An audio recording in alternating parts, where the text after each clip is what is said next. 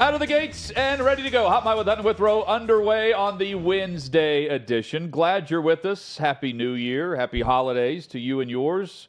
If you're watching on YouTube, we say thank you. You can join in on the chat there as we broadcast live from 6th and Peabody with Yeehaw Beer and Old Smoky Moonshine. If you're listening on this great radio partner, we say thank you for that.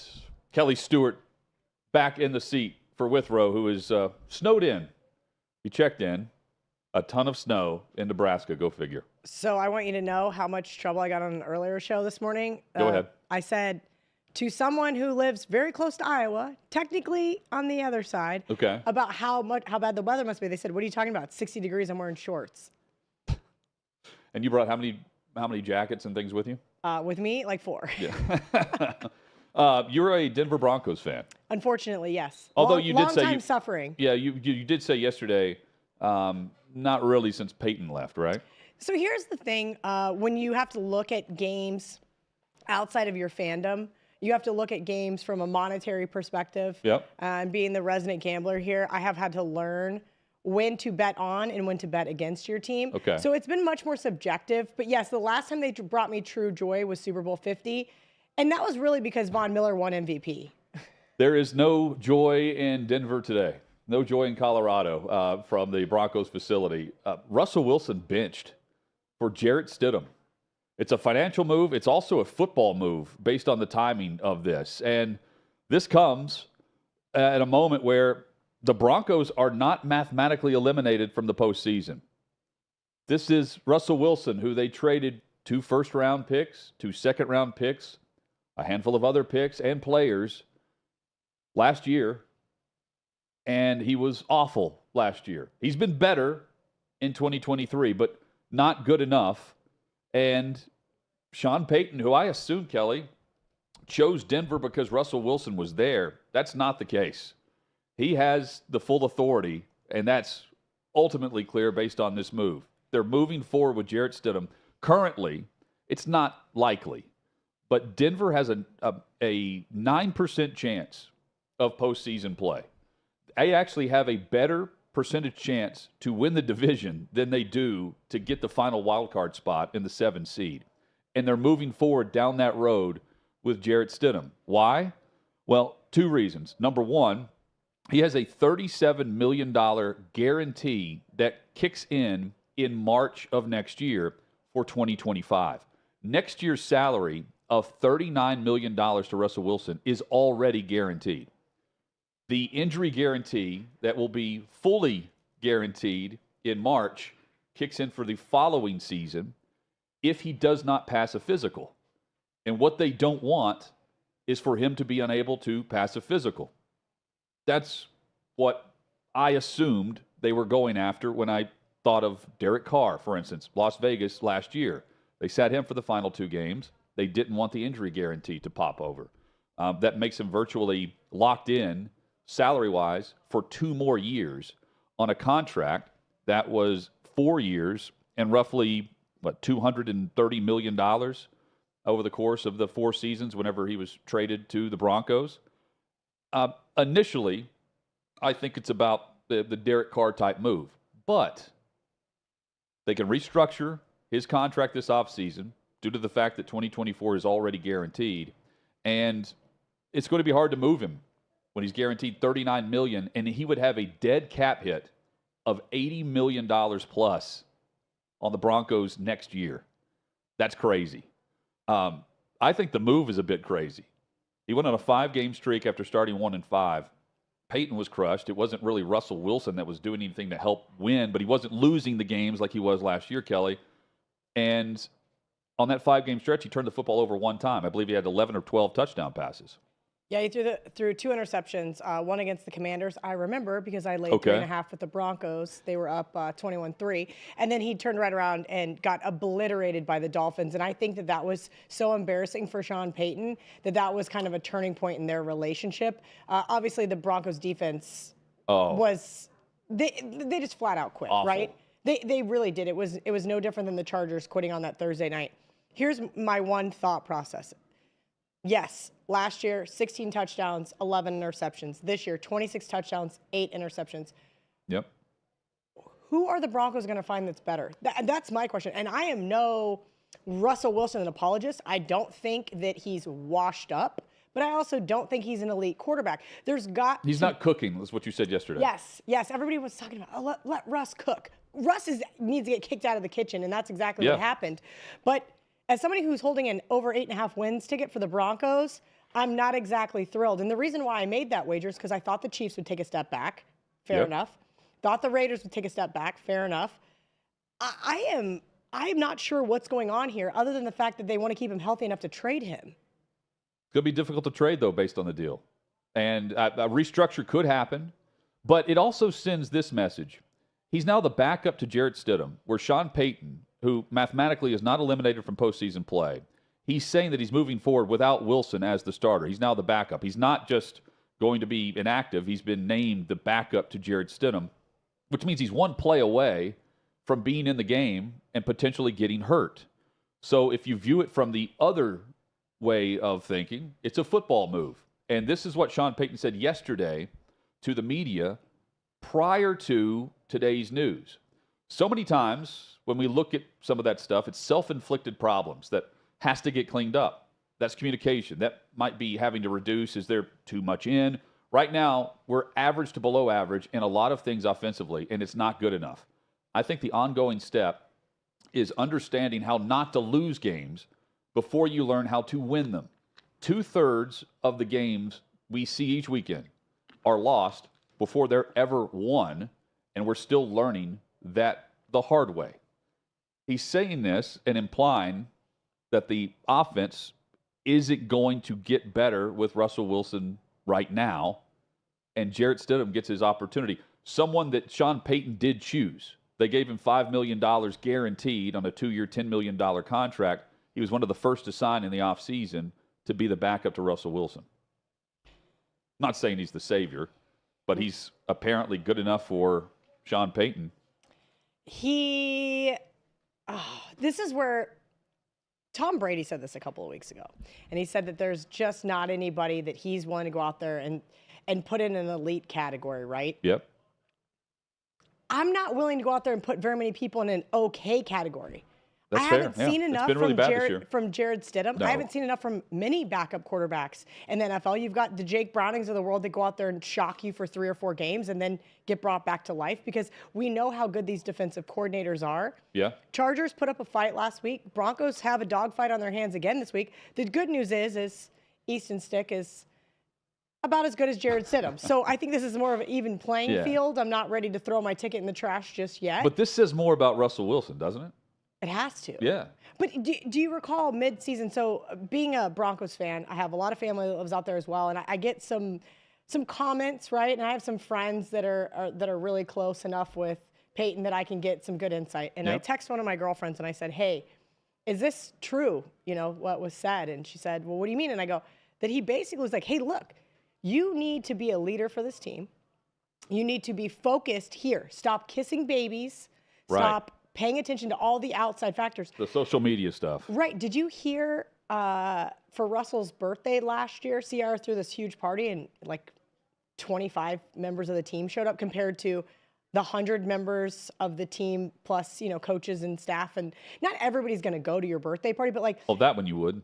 My point is everybody went to Peyton's birthday party. Everybody went to Von Miller's birthday party. Ask Chad Kelly how that worked out for him, And these are all things that as a leader in the clubhouse, people respect you enough to at least show some face. They don't. I don't think they respect him. I don't think Sean Payton respects him. And you cannot. Well, he showed up with his own office. He had that in Seattle. He's a quarterback with his office. That's bizarre. And we heard from one of the former players. It was Marshawn Lynch that said he didn't even have Russ's number, his phone number. That's weird. Well, the guy is weird. That's what I've heard. I've heard he's very weird. And he goes to the mannerisms pregame where he's like acting like he's working out the play in his own mind and he's calling all the. Like it is strange. And they can spread the dead cat money over 2 seasons. What they're telling us is they're not willing to risk injury compared to risk the possibility that he catches fire the way he did in that 5-game winning streak to potentially get them in the postseason, albeit slim margins. they would rather not risk injury to Russell Wilson so that they're locked in for 2 years instead of potentially making the postseason. And that's fair. So it's $39 million buyout. So the Waltons have more money than God. They can buy him out. But it's the cap hit, though, that really affects them because they don't, they've traded the last 2 first-round picks away. They traded the last 2 second-round picks away, and that was for Russell Wilson. They then, Kelly, traded a first and a second for Sean Payton. So, I mean, if you're just looking at what they gave up in the assets in those 2 men alone, that's detrimental to how you're going to build your team. So, they traded other pieces to get first-round picks back from, Miami. But it's not I'm surprised. I really am. I'm trying to look at Jared Stidham here and see what we've seen from him that makes Sean Payton think that he has any semblance of a NFL quarterback. 6 touchdown passes, 7 interceptions. I mean, there's no data to look at. They are either making sure that he's not locked in guaranteed for 2 years and they're trying to move him, or they're trying to get him to restructure that deal because the real opt-out on the extension really kicks in next year on the extension that he signed with Denver after Seattle for the $39 million next year. That's a steep price tag for a guy that isn't worthy of finishing a season where your team does have a chance. And this is also something to think about. The NBA gets ripped for load management, and they're crushed for it. And how is this not viewed? The first thing I thought of was you have to me, it's different if it's week 18 and you're mathematically eliminated and you're trying to just not get the guy hurt so that you're saving money, whatever, you're out of it. Who cares? But in this case, what are you actually saying to your fan base? Maybe the fan base wanted this, but you can tell by the way reporters in Denver, boots on the ground, are reacting. They're surprised by this too. I mean, even after yesterday's presser. I think both games are coin flips. I think the Chargers game's a coin flip. I think the Raiders game's a coin flip. We've already seen the market come down about 1.5 points. We're really saying that Russell Wilson's only a 1.5 point drop off from Jared Stidham as it stands today. Yeah, and Denver's just, there are a lot of bad offenses, but this is. You still have to play the game. Yeah, but they're saying, I wouldn't bet on them to make the postseason. You can't. But I would at least try to make the postseason. They're not even doing that. Well, all you have to do is win your 2 games and then the chips fall where they may, right? You got to hope for a lot of other craziness to happen. But all you can do is probably win that Patriots game that they should have not lost and then subsequently win the next 2. The other thing, too, is informing the team today that you're making the quarterback change after telling Russell Wilson that he's been benched and you're telling Jared Stidham he's starting this week. If they go out and play a ton, that is damning to Russell Wilson. Even, I'm saying across the roster, based on the leadership factors that you're saying. I'm going to go ahead and say that they are going to play better. And I actually think that might be a play-on spot based on the overreaction of Russell not playing. Yeah. My only caveat is I haven't seen enough from Jared Stidham to say I can actually trust him because look what we saw from Easton Stick in his first start. Sometimes these guys, they can run the offense in practice. That does not always correlate to a Sunday afternoon game. Another team that went all out to get their franchise quarterback, the New York Jets, who announced through Woody Johnson today that they are going to bring back Robert Saleh and Joe Douglas for next year. That isn't a surprise given what Aaron Rodgers has said this week and backing those 2 men to lead the organization. But it's Aaron Rodgers that's running the organization. Absolutely. And he's activated to the roster. He's not going to play. But he took a roster spot from someone on the 53-man roster. And he said that he was overruled, that it was management and coaches that wanted him on the 53-man roster. He didn't want to do it. He didn't want to take a roster spot away. They had a luxury where they had some injuries. They did some other things. They were in a position where Robert Saleh said it was just an open spot that they were going to take advantage of. They're not doing this without Aaron Rodgers wanting to do it. They're not doing it. They're not. Robert Saleh isn't back next year if Aaron Rodgers doesn't want him back next year. Correct. And given that, when he says he didn't want to do it, I don't know how you overrule Aaron Rodgers. You don't. That's not happening. Speaking of leaders. Yeah, he's been great there. He has been great there. And even Zach Wilson has been outwardly spoken about how wonderful he's been towards him. Yeah.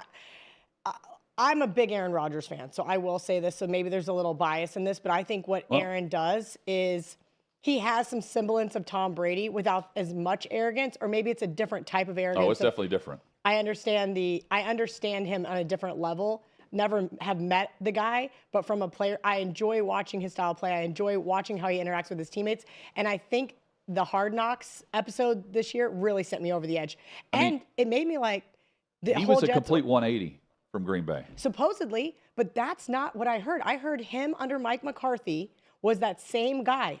I think there was more of an issue than they let us believe with LaFleur and management. And Aaron did not have the power that he has in New York. Thank goodness. Yeah, he wanted to stay on the roster. They weren't helping him at receiver in the draft.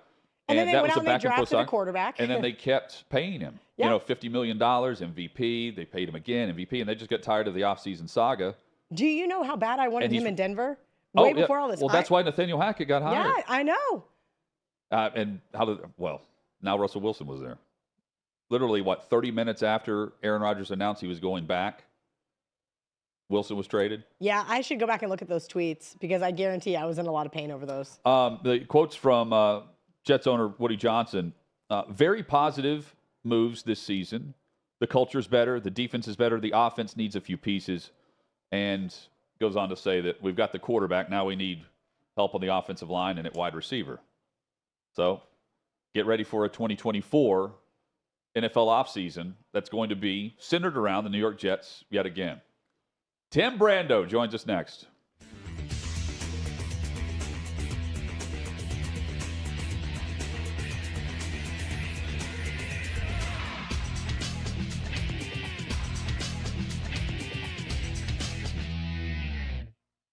Now she is coming out and saying that playing for the United States is the, quote, worst job in the world. And she's saying this because of the criticism she garnered, which obviously she brought on herself by doing all of the horrible things that she did over the course of her career. One being that she felt super compelled to kneel for the national anthem and not show her pride for the United States, despite having the platform and representing the country in a way that very few people on earth get the ability to do. Listen, she's a leftist. We all know this. She is fully on board with biological men playing in women's sports. That's another thing that she was getting criticism for, which again, she should, because as a woman, she should realize that if she did allow biological men to play in soccer, let's just say, her success probably wouldn't have been even close to what it ended up being.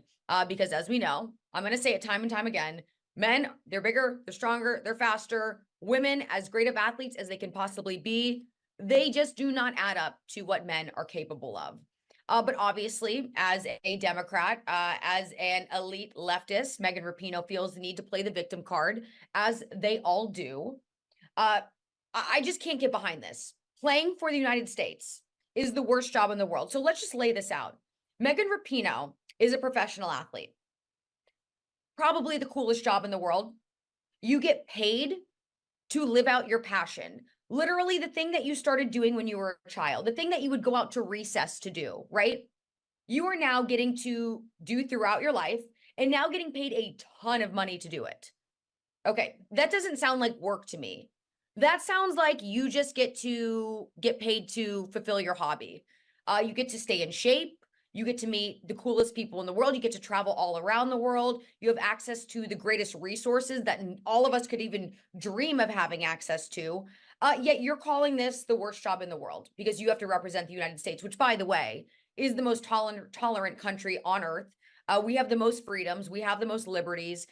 Any immigrant that would come over to this country would be very thankful to be in the position that they're now in versus living where they fled so vastly from. It's just none of this adds up to me. But for Megan Rapinoe to say this does not really confuse me.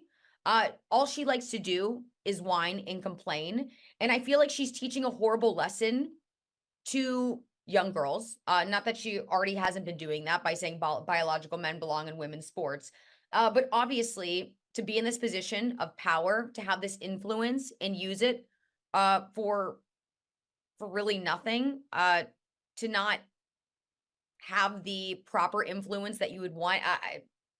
I just can't get behind this. I hope this is the last time that I have to talk about Megan Rapinoe, and maybe now that she's out of her soccer job, maybe she should try to go fulfill another job. Maybe she should go work as a janitor somewhere where she has to clean up after everybody. And that's what she spends her days doing. I mean, thank goodness for the janitors out there. We wouldn't be able to get by without them. But I'm just saying,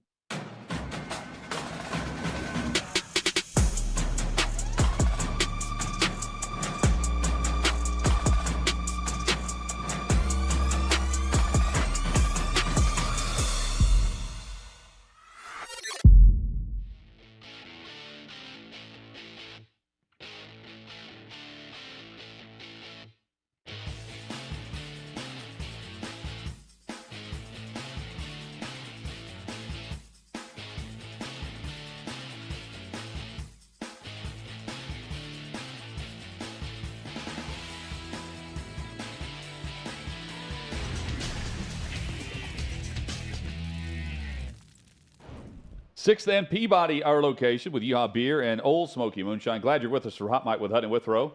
Kelly Stewart, guest hosting, in for Chad, who is in Nebraska with family over the holidays. We say hello to Timmy B, Tim Brando, who joins us. Always great to see you. With the Blackhawks jersey on, I know they're hosting Winnipeg, I believe, this evening. Is this a good luck nod, trying to do something to get your team on the winning track? No, this is nothing more than an homage to Christmas Vacation. It's still Christmas around here. Okay, I've got Griswold stuff in the front yard still. I got it in the dining room, the den.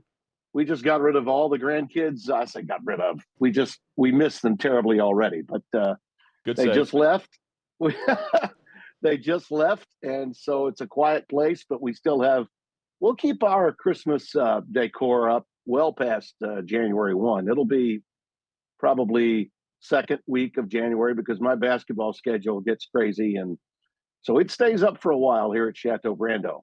We are anticipating a crazy college football playoff. How do you describe the anticipation from your vantage point of the two matchups we're going to have on Monday? Well, a couple of things. This is the thing that jumps out to me.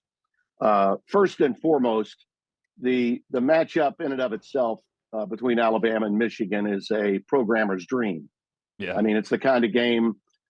I don't know why ESPN has chosen to go the way they've gone with the promotional ads being the greatest story ever played, because, okay, that's really rubbing it into Florida State. That's a pretty bad story that you had. They didn't have to do that.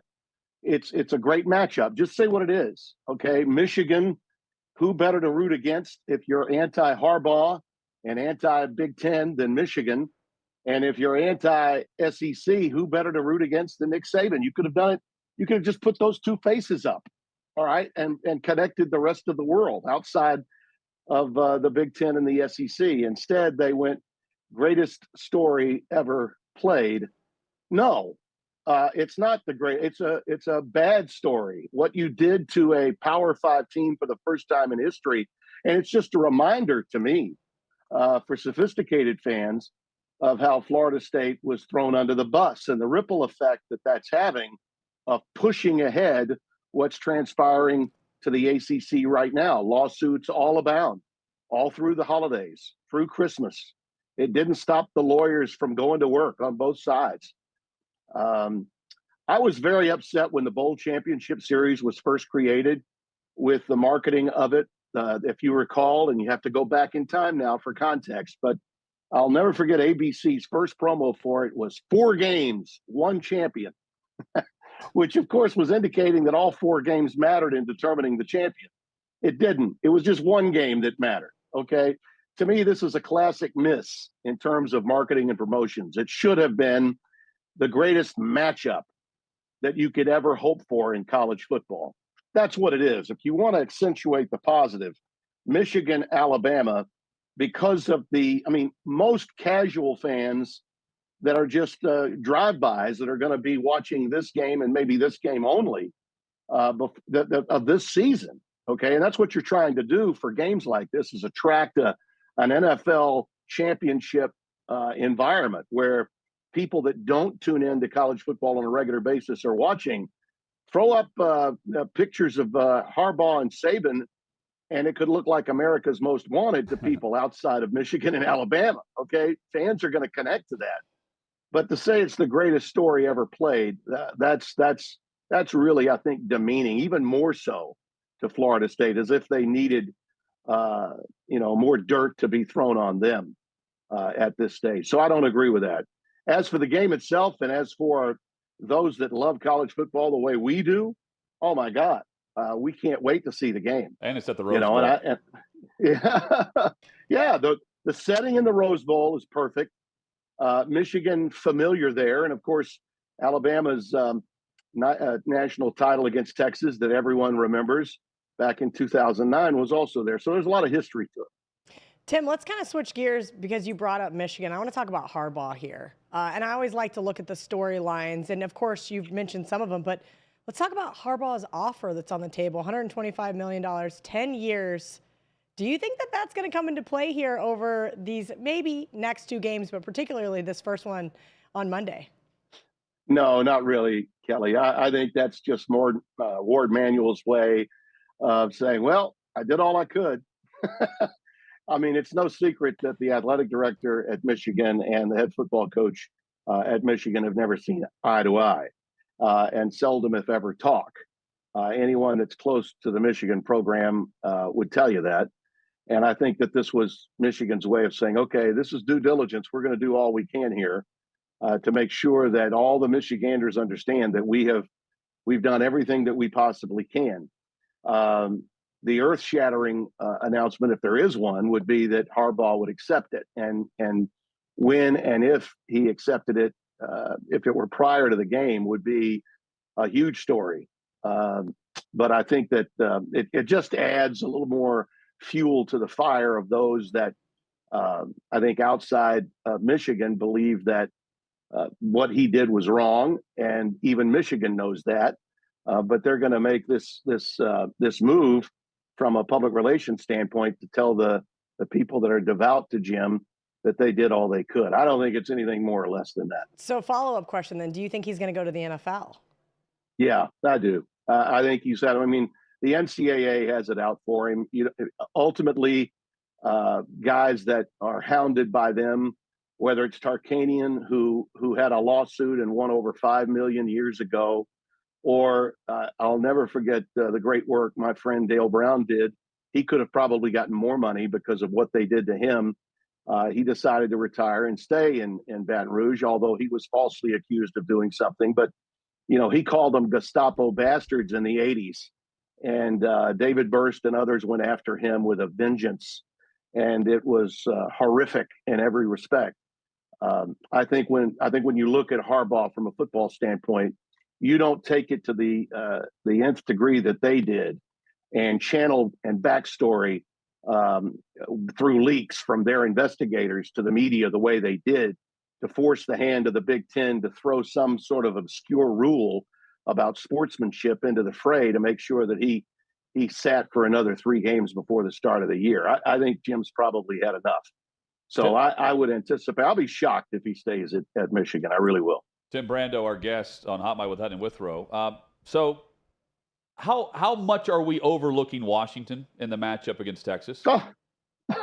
Well, again, as much of from like I said, the marketing standpoint, this is a true undercard because Michigan and Alabama is the game that all of the college football pundits want to see and have been wanting to see really since the college football playoff was put into play in 2014, and we've really not had it. We had an Ohio State-Bama matchup, you might recall, that year in 14, but that was in the semifinals too. And I think the Michigan factor was even bigger than Ohio State. And because we've waited so long, I think it makes for just the kind of earth-shattering moment in college football annals that we'll be talking about, regardless of the outcome of the game, for a long time to come. But I submit that the winner of the Washington-Texas game is your next national champion. I really believe that. I think both teams are more complete. Both teams present a diversity of offense that I think both defenses would be, both Michigan or Alabama, who would ever represent that side of the equation would have trouble with. Texas did it before. I think they could do it again. And I think in the case of Washington, in the matchup itself, I prefer that pick over Texas in the game. Go back and look at the Alamo Bowl almost a year ago to the day, and you'll see that Washington's outside core of receivers were just too much, and they've improved. You know, Odunze, McMillan, those guys are just unbelievable. And even though Washington's defense yields a lot of yardage, total yardage in a game, points per possession is what this baby is going to be all about. Okay. And inside the red zone, there's no denying that the Washington defense is really, really good. They've been top 25 all year in points allowed. So those two bookend defensive ends that can get tackles for losses and create negative plays can get you in trouble with the chains once you get into a scoring zone. And I think that'll be ultimately the difference. But if Texas happens to win the game, nothing has happened to change my thoughts about them being a more complete team than either Alabama or Michigan. Tim, you're old school. I'm putting the ball in the tee for you here. How much has the transfer portal removed the shine or the luster from the other bowl games? A lot. It's a shame because if, again, you go back to what the bowl games always represented, and what they represented was an opportunity for a lot of young guys that might be playing their final games in college football. As that old advertisement used to say, most of these guys will never play football again. And when you see kids like the ones last night from Texas State, you know, winning that game against Rice and going nuts, you know, playing at SMU's new stadium there on the campus at Southern Methodist, those moments are magical. They mean a great deal. But how many people really care when given the circumstances that they don't even know who was playing or why this or that player didn't play? And even at that level, a lot of guys aren't there. You know, again, what the NCAA did to Malik Murphy, by example, the Texas quarterback, because of the portal being where it is, he had to make a decision and vacate the premises for Texas. And that could become a factor if Ewers were to get hurt. Sure. He took a lot more snaps for Texas after Ewers got hurt in that game that Spencer and I had against Houston earlier in the year. And Arch Manning is now the next guy in line. What a storyline. But Murphy had to make a choice. And there are other players in other bowl games that were in similar positions. Poor Florida State has been crucified by that. And certainly Georgia's lost some players too. But, you know, for those arguing that, well, we'll find out, you know, just how much damage was done to Florida State when they played Georgia. You know, this is a redemption opportunity. The hell with redemption. It's not redemption. It's a glorified exhibition. And everybody in America knows that, with the players opting out because they're protecting their futures. This is happening throughout the bowl system. Who created those dates for the portal decisions to be made? The NCAA. Do you think they give a rat's ass about those kids and college football in general? Absolutely not. Further proof why the first and foremost move by the governors of college football, the commissioners, starting with Petitti and Sankey and Yormark and everyone else in the offseason, is to get the NCAA's hands off. I mean, completely off college football. Run the men's tournament, run the women's tournament, run the lower divisions and the non-revenue producing championships through the money made off of the men's NCAA championship, and get the hell off our lawn in college football. Hey, just real quick, Kelly, you can take it. The 12-team playoff will affect change because ESPN is going to want teams and at full strength throughout, and that could move things back, Kelly. No, I absolutely agree. I wanted Tim's opinion on what the right answer is here. Right now, the transfer portal is the wild, wild west. Here I am trying to navigate these bowl games, and I've got spreadsheets from people who are actually – there's 1,400 kids in the transfer portal. You mentioned Florida State. I told everybody, I said, it's either Georgia or pass, because if I'm a Florida State player, I'm taking my Xbox and I'm going home. What's the future look like here? I know you said you want the NCAA's hands off everything, but how do we get to there? What can we do as maybe casual fans? Make some noise, shake some things up. Got about a minute, Tim. Well, the bottom line is to put the pressure on the commissioners. Okay, Greg Sankey's got to stop talking about going to Washington to try to get help. Yeah. Okay, that's what he's talking about, and that's got to cease and desist. Okay, the two guys that are the most powerful men in college football are Greg Sankey and Tony Petitti. And if you want to argue which order, I really don't care. I see them as equals, but Greg's been around longer. They've got to get Brett Yormark and the rest of those commissioners in lockstep with moving away from the NCAA entirely. And that means a lot of responsibility, physical responsibility, and also the responsibility of taking on tough decisions that only they can make. That's first and foremost. And the other major factor here is fans need to apply that pressure to those leaders and say, listen, we want something better. We need something more. We invest in college football all year long. And for this is what we get. And to your point about ESPN's needs, there'll be more than just ESPN needing, because it's going to take more than one carrier for the future of college football, whether it's the company I work for or whoever else. They're trying to sell the quarterfinals right now of the 12-team format to other entities because right now ESPN only has the rights to the semifinals and the finals next year. Okay, but I can tell you the big boys, linear television, wants a part of the 12-team format and the future beginning in 26. Okay, but if you're not going to guarantee a piece of the pie in terms of the title, you're going to have to look to streaming. You're going to have to look to other ways of getting those games televised to get the added revenue. Otherwise, those games are going to be played. ESPN will be paying, but they'll be paying for just what they're paying for now. And that means you're giving up games for free beginning next year by starting this thing a year early. Timmy B always brings it. Tim, thank you so much. We'll catch up soon. Happy New Year. Same to you. Tim Brando. Coming up, primary complaint.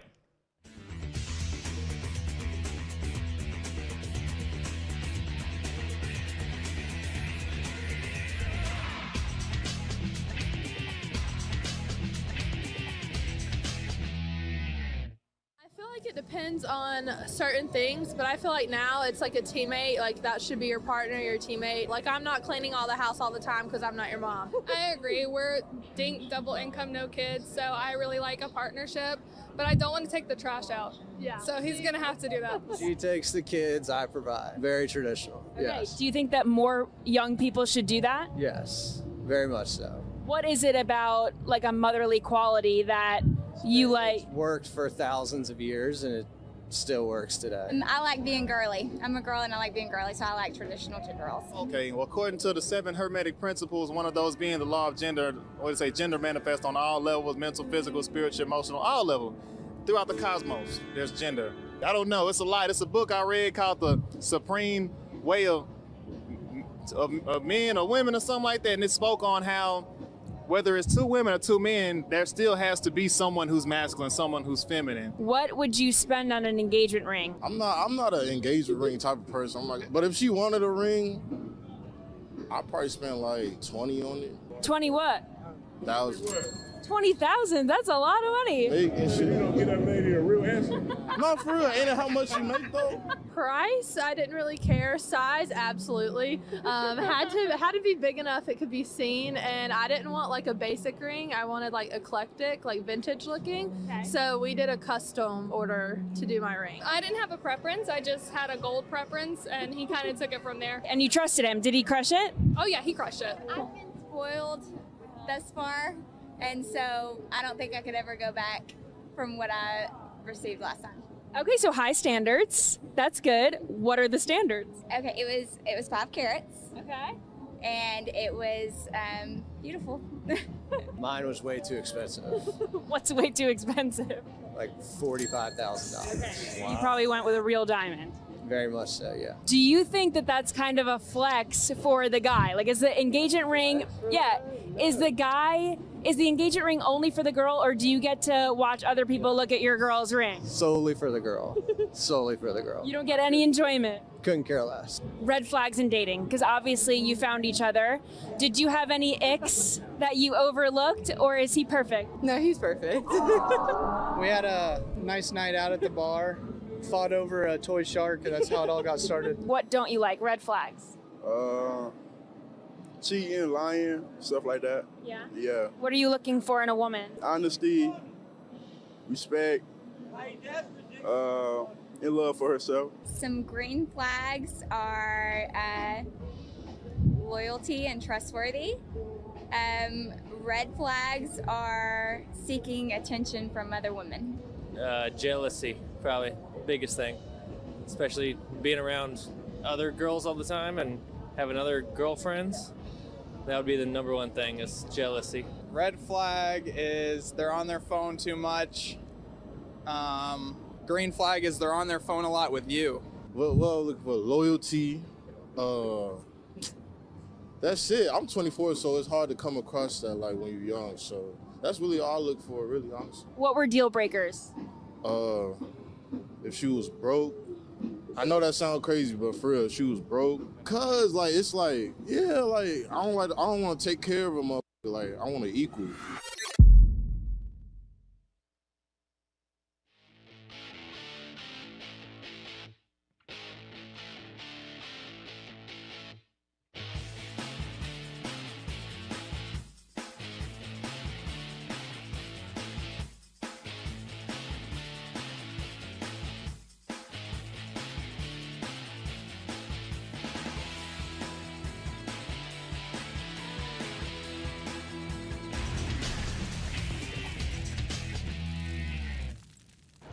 Live from 6th and Peabody with Yeehaw Beer and Old Smoky Moonshine. Glad you're with us. Hot Mic with Hutton and Withrow. Kelly in Vegas. Kelly Stewart in Nash Vegas with us. Making it happen. And for Chad this week. Hey, you've got the new and improved OutKick store. All the gear is there. It's live, up and running. Stock up on the golf polos, T-shirts, hats, and much more. Shop.outkick.com. That's shop.outkick.com. Kelly, in your expertise of sports wagering, how much money could we have won had we just played the money line against Detroit, the Pistons setting a new NBA record for their 27th consecutive loss? So 27 losses in a row. This isn't my math, but I saw a tweet from a good friend of mine who I'm pretty sure is good at math this morning. If you bet $100, you started off with this, 28 games ago. Yeah. $475,000 if you rolled it over. Now, nobody does that, right? But we're just talking hypothetically. If you bet $100 back when they were 2-1. Yeah, they were 2-1. Yeah. 2-1. They're now 2-28. Yeah. Chance of sell the team. I mean, I don't blame the fans there. I feel awful for why would you go? I don't know why 2-28. Certain teams and fans of certain teams subject themselves to long-standing pain and suffering. And Detroit has lots fans of it. are so loyal. Like I've told Withrow this several times. Like whenever I was with Titans Radio on the sidelines, the most underrated loud stadium was Ford Field. Yeah. I was shocked because the Lions sucked while I was doing this. We spoke about this yesterday. They were awful. And it was just like you're in a barn. It is very loud. I was stunned by it. Baltimore, I've been there Kansas several City. times. Yeah, but you expect those. Absolutely. Because those teams have a Super Bowl within the last 30 years, or absolutely. a few of them. Yeah, I wasn't expecting that in Detroit, but as bad as they were. They get after it. I don't know about you could audibly hear the chants for sell the team, but, those are going to continue. The worst throughout. part is, now that they've gone on such a long win streak, no other team is going to overlook them because they don't want to be the team that loses to them? That loses to them because now you're the laughing stock. They are 21 and a half games back. Nuts. I like looking at the standings. Have they broken the record already? They have. They've set the new record. And just let me quickly look at their schedule to see who's up next and who could potentially beat them, who they could potentially beat. Let's see. They have the Celtics tomorrow in Boston. Yeah, that's a loss. Okay. Roll that over. At what point do you stop rolling the money over? You just take your winnings. Hypothetically, if you're doing that. Okay. Let's put it. Hypothetically, you never roll over all of it. Right. You always guarantee yourself some money in your pocket. But at 27, going winless in the NFL, that takes effort. It really does. It's hard to go winless in the NFL based on how things are set up. And we've seen it, twice in my lifetime? Yeah. Browns and Lions. But just thinking about it, 27 consecutive losses in the NBA to set the new professional record. Just mail it in. They haven't mailed it in, though. They lost to the Nets. Yeah, but you've lost 27 consecutive games. Like, I don't care if it's But they're close. not getting blown out. This isn't Chargers at Raiders the other night where they clearly quit. These are not quitting But I'm final telling them, I'm scores. giving them permission to go ahead and quit. Well, they can't because they're under contract. But they're losing 124 to 92. Okay, that's first of all, that's 146 to Philly. 114. That's not fair. But the Knicks 118 to 112. 133 to 107. You're cherry picking. I'm just going through the blowouts. There are Pacers some bullets. 136, 113. I mean, they're getting boat raced in some of these games. They are, but in other games that they're clearly not complete. They have not quit. Yeah, you're saying the other teams were sweating it, not wanting to be the team. Sandbagging it. Maybe they sandbagged it and then just pulled away at the end. Load management. Yeah. Gosh, the poor Pistons. I do feel bad for them, but yeah, I would be curious to see. Did you see last week with the Jets ticket prices or some of the other teams? Yeah, the Panthers. Panthers. 47 cents, I believe, on the secondary market in the rain to see Panthers and was it the Bears? It was Falcons. Falcons. Thank you, Davey. Yeah. Panthers, So Falcons. I mean, if I'm the Pistons fan that doesn't have season tickets, right? You go buy them. Maybe you go when they play a team that you're really excited to see. Yeah. I don't know who that would be. I don't either. For fear of load management, because that game's not going to be on national TV. Why? I bet people are going to start tuning in to see. I mean, it's gonna, How bad it could be. Maybe they have the inverse effect. They actually start getting people to watch their games because they want to see them just continue to lose. Which game was it that you didn't tune into just because you had no interest? Was it Panthers Commanders? It was Jets Commanders. Jets Commanders. I see. There's a reason why you didn't watch that game, and I don't blame you. And it looked in the final score. Like I said, it was what 21-0 or 21-3. Yeah, they pulled a comeback. Yeah. And to be able to have it be in the mid 60s, what a Saleh game. was sweating it because the vote of confidence and saying he was coming back wasn't until after this game. I mean, Ron Rivera is going to be looking for a new job soon. Yeah, and he knows it. The other interesting thing about the Pistons is this offseason, they gave Monty Williams the biggest contract of any coach in NBA history. Well, and guess what? That's a great profession to be in, coaching. You get paid to fail. They're the reason fail. relegation should exist in U.S. sports. Oh, boy. Paid to fail. That's always a fun debate, Davey. Are you going to trade with the G League? It can't get much worse.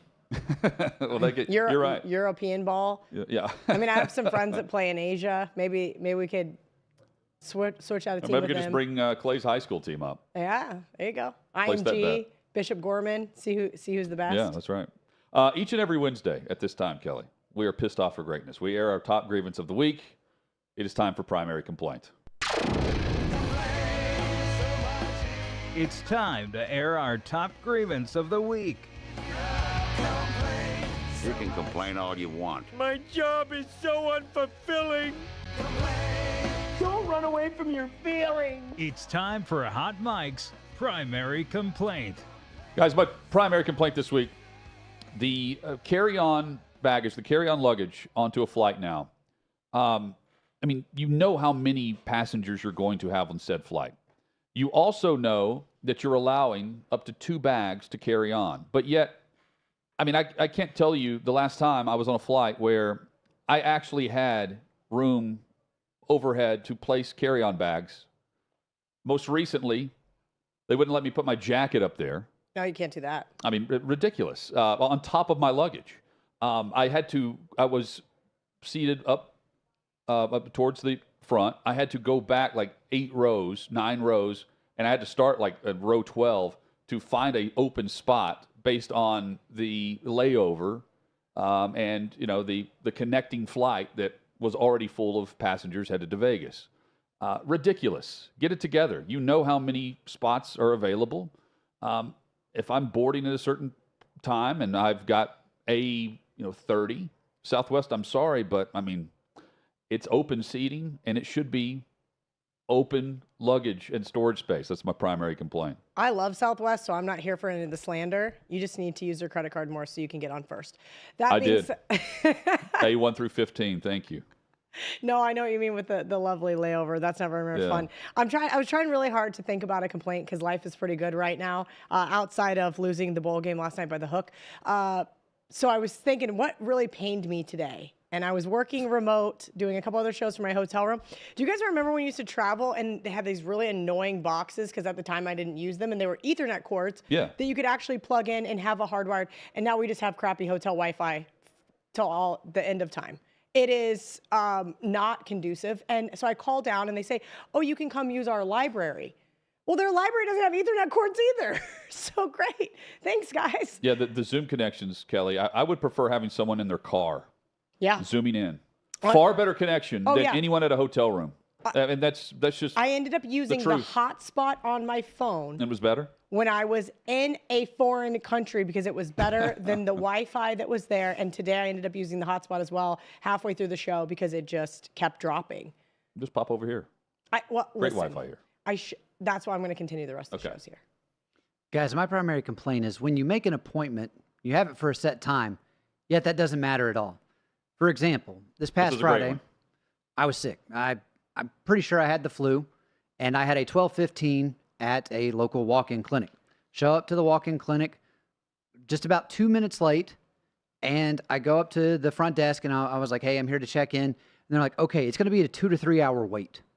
At this point, it was awful. They only had one doctor working, and you could tell they were short-staffed. A lot of people trying to get in before the holidays. And so I then have to find a way. I'm like, can I at least just go out in my car and try to sleep? And I'm able to at least do that, and they call me. But I feel awful. I'm sitting in there just trying to fall asleep to 90s on 9. And finally, after 2 hours and 17 minutes, I'm able to go back in there. They check my temperature. It's 103. Wow. So there's a reason I'm not feeling good, and I wasn't in a good mood whenever I got there, and they told me it was going to be that long of a wait. So you started this by saying you thought you probably had the flu, but your temperature was 103? Yeah, you definitely had the flu. You had the flu. Yeah. They put me on Tamiflu, so. There you go. What I don't understand is why couldn't they just call you and say, hey, you know what? If you don't feel well, stay at home. We'll give you a 30-minute heads up when we're going to think you're going to have an appointment time. I mean, what's worse than sitting there with a bunch more? Let's say you didn't have the flu. You just didn't feel great. And then you're now sitting in a room full of other sick people. That sounds miserable. I think they want you to leave. It's like calling customer service. They want you to hang up. Yeah, they want at you that to hang point, up. they were like, we've got too many people here already. And I get it. It's a walk-in clinic, but you can also make an appointment. I checked around for other places at that time to see if there were any other options where I was not going to have to wait that long. Because I just, that's the worst I'd felt since the late 2000s when I had the flu once before. This is an issue. Like this is par for the course with any appointment that I can think of. If you set an appointment, you walk in, that should be the appointment time. This is why the only appointment that matters is if you have a work call for Zoom and everyone expects you to be on time. I mean, the doctor isn't on time. I can get it if it's 20 to 30 minutes. Around. No, it shouldn't even be. You have an appointment time. That's an appointment time. I set that for a reason. Mm-hmm. I logged in and set an appointment on purpose. Honor the appointment. Yeah. Otherwise, why do you offer it? If exactly. Offer it 30 minutes later then. Well, look, I understand in situations where you'll get a little backlogged, but at the same time, it's like I can give you that leeway of like I said, the 20 to 30 minutes, but 2 to 3 hours, and they're telling you that right when you're there. It's just you're just thinking this is just going to be an awful experience all around.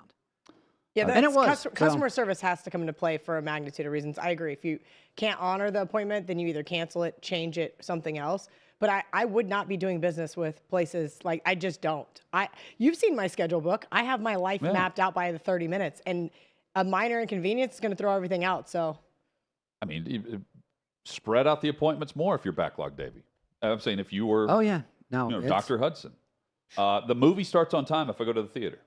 Correct. Starts at 7:15. It's not going to start at 7:20. Like, let's get it together on the appointments. It's interesting what we will wait on and what we won't wait on. I mean, you had a reason to wait, but 2+ hours. I needed the prescription. Anytime everyone I go in there trying to get like Percocet and Ambien. What are they doing? Yeah. Adderall. What's the longest you're willing to wait at a restaurant? Whenever they're like, "Hey, it's going to be X amount." Exactly. No one's waiting. No one's waiting 45 to an hour. I'm never waiting. I had a breakfast spot the other morning tell me 20 minutes. I was like, I'll just go get a bagel across the street. I'm not waiting. And see, that's another good example because how many times have you been told that and you see an open table? Okay, well, that's the problem because a lot of these places, they're just short-staffed. They have the room, they just don't have the staff to help. And you can't inundate your staff and But if you go to a kitchen. grocery, they have automatic checkouts now. Checkout lanes, they're not all open. Why not? Ridiculous. Let's get it together, people. Yeah, I don't do the waiting in line or I'm way too impatient. I'm with you. I'm rushing to try to beat everyone to the front of the line. Yeah. No. I feel very fortunate if the checkout lane is empty. Or if they open one, and you're like third in line and they open one and you can quickly get over. With Do your you, little card. do you remember the last time you went through and had a person actually like scan your items? I prefer that. Oh, yeah. Yeah. But you know what I also prefer? Just ordering it on the app. You can do that too. Just get it dropped off at my house. Very bougie. What do you can do want that from me? too. I Again, don't- time is money in my Do it. world. Do and it. if I've got other things going on and I can pay somebody $10 to go grocery shopping for me, Yeah. done. Do you like following it on the app where they're like No. checking off everything? Actually, that makes it even worse because then I forget that they're like, hey, here's a substitution. I'm sorry they don't have what you want. And then I get home and I'm like, why do I have cottage cheese, not sour cream? Come on. Why is that a substitution? It's not. But you have to remember kind of maybe who might be doing these jobs. That's why you're paying them $10 to go do this. Giving someone a job. Chad once said he had a friend who would throw paper and wrappers out the window, and he thought he was actually giving someone a job for picking it up. Yeah. That's that guy. Coming up, headlines and more. What you're experiencing is the bold taste of a Southern legend. Old Smoky Moonshine and Whiskey. Authentic Tennessee mountain-style spirits. We believe in crafting flavors that were born from tradition but defy expectation. And pioneering a new experience with every sip. Because if it doesn't do this, it ain't this. Old Smoky Moonshine and Whiskey. Come on.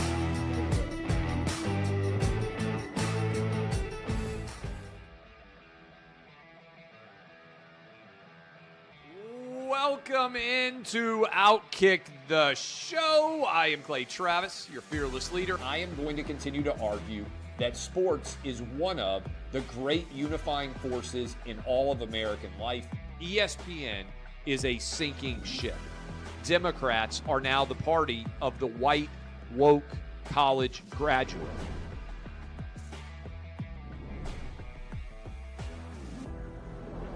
We live in a land of participation trophies. You gotta lean into the turns. You really gotta lean into the turns. When Leah Thomas walked in that first day, it got silent, and every girl was uncomfortable. Very difficult to go back-to-back years in the NFL with the #1 overall pick. Is it fair for people to be upset with Barbie? I've been out of LA long enough to have forgotten that libs, no matter how ridiculous the scenario, are gonna live. Another week of inflation, another week with Biden with COVID, and another set of losers to crown. People don't watch the WNBA on TV, in person, on a plane, on a train, on a bus, or on purpose. I mean, what have you seen firsthand of how this has affected you in the plant and your fellow employees? Under Joe Biden, the Taliban has retaken Afghanistan. Putin has invaded Ukraine. So if there was ever a time for freaking aliens to inhabit and conquer Earth, now would be that time. We've seen coaches throw water bottles. We've seen coaches act like idiots. We've seen coaches slap other coaches. But I think if you're involved in carjacking, you're inherently a rotten human being. The level of stupid that sometimes gets on our YouTube chat just gives me a headache. You're born a male, play with males. You're born a female, play with females. Don't at me about it. The American people are being cheated. We, ladies and gentlemen, are being cheated.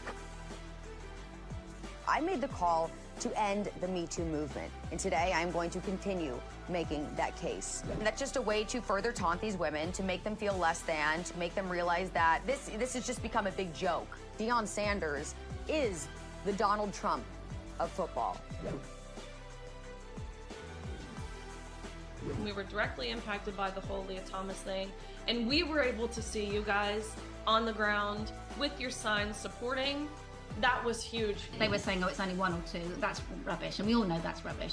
Once those trans-identifying males were able to succeed, it just encouraged others.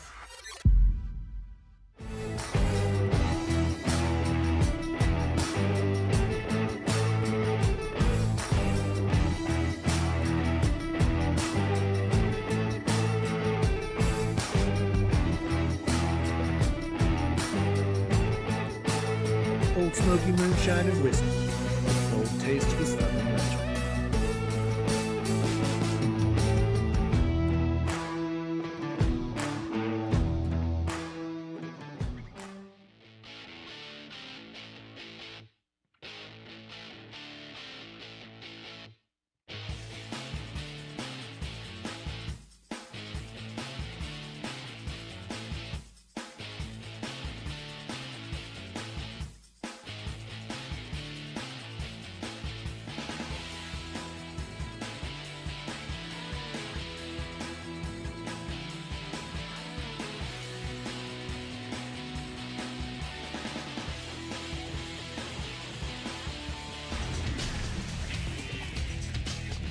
Just like that, the second hour is here. Hot Mike with Hutton and Withrow rolls on across the OutKick network on this Wednesday edition. Kelly Stewart in for Chad, who is visiting family in Nebraska. They did arrive through the storm. Sent a photo of all the snow, and, well, good luck getting out of that. He's digging out already, getting ready for the departure one day in. Godspeed, Chad. Coming up, we've got Tank Williams, former NFL safety. We'll discuss the top headlines across the league, which today includes Russell Wilson. He's benched in favor of Jarrett Stidham in Denver. 2 games left, 9% chance right now, according to ESPN stats and info. 91% chance that they will not make the postseason. They actually have better odds to win the division than reach the 7 seed, which is interesting. 4% chance of winning the division, 3% chance the Broncos have of being the final wild card at 7, based on tiebreakers. So, who knows? Jarrett Stidham to the rescue. Not good news for Russell Wilson and the Broncos moving forward. They don't think he's good enough to actually finish the season for them, and he's the backup. So, Kelly, that tells me if it's about injury, why would you have him as the backup? One play away of being back in. Well, who else is going to be the backup? Anybody else. I mean, you're already saying he's not good enough to start. I don't know if you're worried about the $37 million lock-in for 2025 that would be guaranteed in March if he failed his physical. You're trying to avoid that, much like the Raiders did with Derek Carr. You know, it's like, okay. They literally don't have a third quarterback on their depth chart. Well, what about the practice squad? Because you can elevate one. No, they don't have one? I mean, I can look, but here's my point. I think they're just saying that if they could elevate somebody from the practice squad, they probably will. And they're going to say Russell Wilson's the backup because they don't want it to look like this is why they're sitting him. But if Jarrett Stidham was to get hurt, I don't think they'd march Russell Wilson out there. Well, I mean, let's see here. Who they have on their practice squad right now is Ben DiNucci, who is by way of Dallas. Was it last year or 2 years ago when he played? 2 years ago. Ben DiNucci on the practice squad. You'll see him. Maybe Russell Wilson's just the emergency quarterback. They'll put that into effect. Hey, starting January 3rd, the only place to catch OutKick's original and fearless content will be live on our website. Live shows on the website, OutKick.com. You will catch all of the live content unfiltered by clicking the Watch tab and watching live. All unfiltered content. Head to the Watch tab at OutKick.com so you will not miss a beat.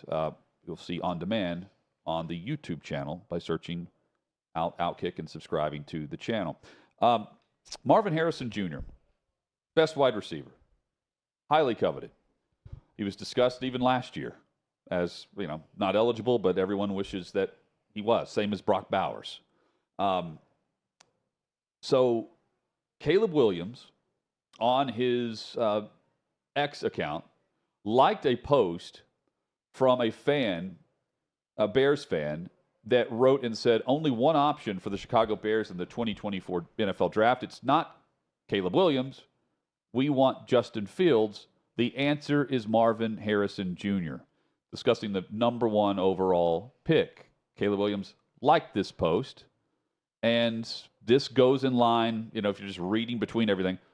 He said prior to the season, through he and his father, insinuating they, based on who held the number 1 overall pick, that would determine whether or not he wanted to come back for another year, potentially. He would hold out. He would ensure that he's going to the franchise he wants to go to. You don't have to go back to college for another year to ensure that. Just ask Eli Manning, who did just that. But this is, I wouldn't like this if I'm an NFL team, even if I'm not the Bears. And if I'm the Bears, I'm drafting him. I think they'll draft him. I wouldn't. But I also, it's not going to be Marvin Harrison Jr. number 1. It's going to be a quarterback. If you're not going to draft a quarterback number 1 overall, you're trading the pick. And you're getting a boatload in return for what is a much better quarterback class than what we saw the last, 3 years, 2 years. And I think that would be the strategy I would have if I'm Chicago. Here's the interesting thought about Bears fans. So spent Christmas, the week before Christmas, with some family that's not technically my family, but close enough. They're all Chicago Bears fans. And we're sitting there, and I have the Bears to beat the Lions. Okay. And they all think I'm crazy, of course. You know, they're just small home underdog. And he's, oh, you hate Justin Fields. No, I don't hate Justin Fields, but his stat line looks eerily similar outside of rushing yards to Davis Mills. That's all I'm saying is that I don't believe in Justin Fields. And he really made a compelling case as to why Justin should stay in Chicago. He has back-to-back years improved, right? So what we've seen in Chicago, what their biggest issue has been, is not only a coaching carousel, but a quarterback carousel. And at some point in time, you've got to stop doing that and say, okay, we've got our guy, let's build around him. I think that makes sense. I don't know if Justin Fields is the long-term guy, but he's athletic enough. He doesn't make complete bonehead mistakes. Would I take him over Russell Wilson today as a Broncos fan? I'm not sure. But I will say this. There's something for him to build off of. You mentioned yesterday, Harbaugh to the Bears. I mean, who knows? Whether they stay with Fluss or not, I think is a bigger question mark than if they should stay with Justin Fields. I agree with you. I do think that Caleb Williams is going to be drafted number 1. Yep. I don't know why. I understand what we saw from him in college. That doesn't always correlate to the NFL, obviously. But what did we talk about with Russell Wilson in the first segment? You have to be a leader. Caleb Williams isn't a leader. No. You don't go cry with your mom in the stands after losing a game. You don't. Well, beyond that, you don't go with the antics even off the field. Correct. That's all. The only time we heard from him was about whether or not he's going to go pro and what his dad was saying. And whether or not he should get to own part of an NFL team. Do you think you're Tom Brady? Right. Yeah. I mean, you have proven us nothing. And the reason why I brought up the crying with his mom thing is because you win and you celebrate with your teammates, you lose. And then you're supposed to be a team. And that's what a real leader does. And he made that moment all about himself. Yeah. Well, I think the media made that moment about Caleb Williams, too. The focus on it is no different than focusing on Shedeur Sanders. Yeah. After every Colorado game. However, you know, he knows and he knows exactly where he's setting up certain things, like the painted fingernails. Didn't like it when the Notre Dame fan came up to him. You know, how about them nails, bro? He didn't like it to the point where he said, wolves don't respond to sheep or whatever.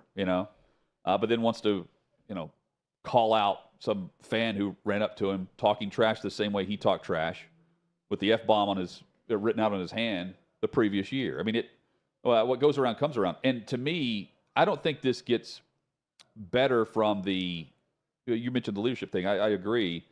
I just to me, perception's reality here. And if you're drafting a quarterback number 1 overall, you've got to make sure that is your franchise guy. If Matt Eberflus comes back, and it seems like it's kind of a toss-up right now, if he is. Right now, the sentiment is he's like 51% back. Brad Biggs of the Chicago Tribune wrote that this morning. 2 more games of the evaluation process. They just come off a win, against the Cardinals. Are you saddling up with Caleb Williams? Now, you will if the ownership group says you're doing it. Well, you have no choice. But I mean, you're also like, the Justin Fields dilemma is this. He is eligible now for contract extension. Yes. And so they've had the luxury, well, the first 2 years they didn't because they were in salary cap hell. This past offseason, they had the most money. They had the luxury of actually spending it on other positions instead of giving that to the quarterback, like we saw the extensions for other teams that will come back around, and you have to make decisions like the Chiefs had to do during the COVID cap year at receiver. I look at this and I think, well, I mean, if you're willing to give the money to Justin Fields, then you've got to actually back him to the point that they haven't done to this level. If you're going with the rookie quarterback, you're pretty much going to be fired if you're the GM or if you're the head coach, because you're not given time. Time's running out already because you've sucked with Justin Fields. They do show patience in Chicago, though. They did fire, who was the recent coach that was fired after 2 years? Let me look this up briefly. It hadn't been done since like the 40s, the last time they had fired a coach, Trestman. Mark Trestman was fired after 2 seasons in 2014. Last time that happened was Patty Driscoll in the mid-50s was the last coach that was fired after 2 years. Eberflus is right there. But, this is like if I'm the coach, I'm trying to save my gig. And I'm not going with Caleb Williams because there's just friction with him. It's just the optics alone, Kelly, bother me. And surprisingly, the more I've watched Justin Fields and watched him interact with his teammates and seen the fan bases, Chicago's starting to buy in. Now, granted, they've not had an impressive season by any means, and he was hurt for a little bit of the season, but there were a couple of games there where he really had a nice breakout, albeit against the Commanders. But, they were still 7-point underdogs on Thursday night, went into a hostile territory on primetime and got a win, and a big win at that. They started 0-4, I believe. Right. And they've been competitive. They were competitive last year, too, when Fields started games. Right. They lost fourth quarter. They were competitive in the fourth quarter against, like, the Broncos, the Lions, and there was one other team, and they lost that. If you don't have the meltdowns that they've had, they're in this NFC, they're in the postseason, but they're far from. They're a very young team. They are, but that's again going back to the build. At what point you cannot keep being the Panthers, where you fire your head coach and where you draft a young quarterback, and it doesn't immediately.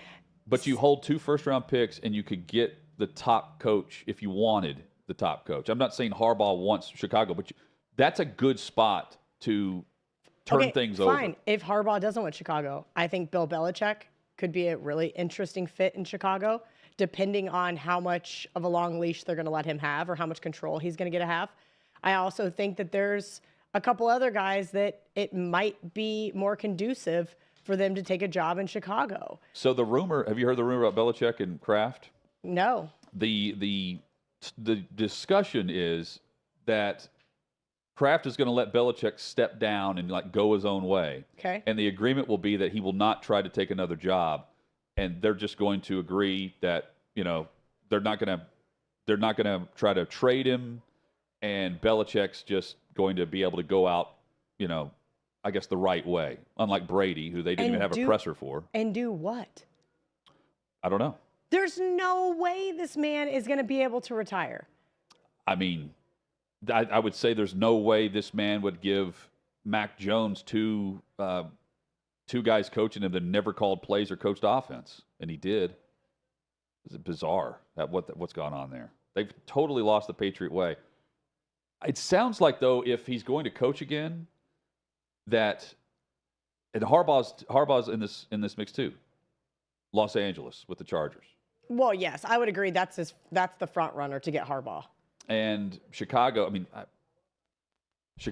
I believe, will be a team that will be sold sooner rather than later. The McCaskies, the way they're going to divvy up this team, I think the certain inheritance taxes are going to make it impossible for certain family members to buy out others. That doesn't make it any easier. Plus, depending on how big this undertaking at Arlington Park is going to be. Even the White Sox are struggling with that. What's going on in Chicago, Kelly? Ear to the ground. No comment. They can't get anything done. Chicago. Of course they can't get anything done. They've never get anything done for 100 years. Can't get anything done. So Marvin Harrison, just for arguments, and let's just offshore wagering here, which we look to Vegas, but Vegas won't offer this. Where's Marvin Harrison Jr.'s odds to be the number 1 overall pick? Right now, 10-1, and I was pretty I'm shocked surprised by that. And the odds-on favorite is Caleb Williams. Yep, -425, which I don't have the math right here in front of me, but I would say is upwards of a 70%. Okay, and then Drake May? +425. See, if Chicago's not drafting a quarterback, they're sticking with Justin Fields. I'm trading the pick because you're going to have the teams are going to be on the move for quarterbacks at that spot. But is Marvin Harrison Jr. worthy of being number 1 overall for the Bears? Yes, if you're sticking with Justin Fields. He's got to have those guys. And if you're going to pay him, you've got to go the rookie route at receiver because you can't spend the big money in free agency. You can't go get T. Higgins if you're going to pay Justin Fields. You can if you're going to draft Caleb Williams. Yeah, -425 is actually an 80% implied probability that he's going to go the first round or go first number 1 overall. And I think he will. Yeah. It's very cyclical. Where I think what I was saying about him will stir things up in debate, and then by the time they're drafting, it's Caleb Williams number 1. I don't know I don't know if it's Chicago, but well, Carolina's going to be bad. So they're going to hold the number 1 overall pick. Chicago will.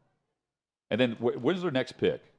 Let me look at the draft order briefly, because they've actually been winning some games, and they're 6-9, I believe.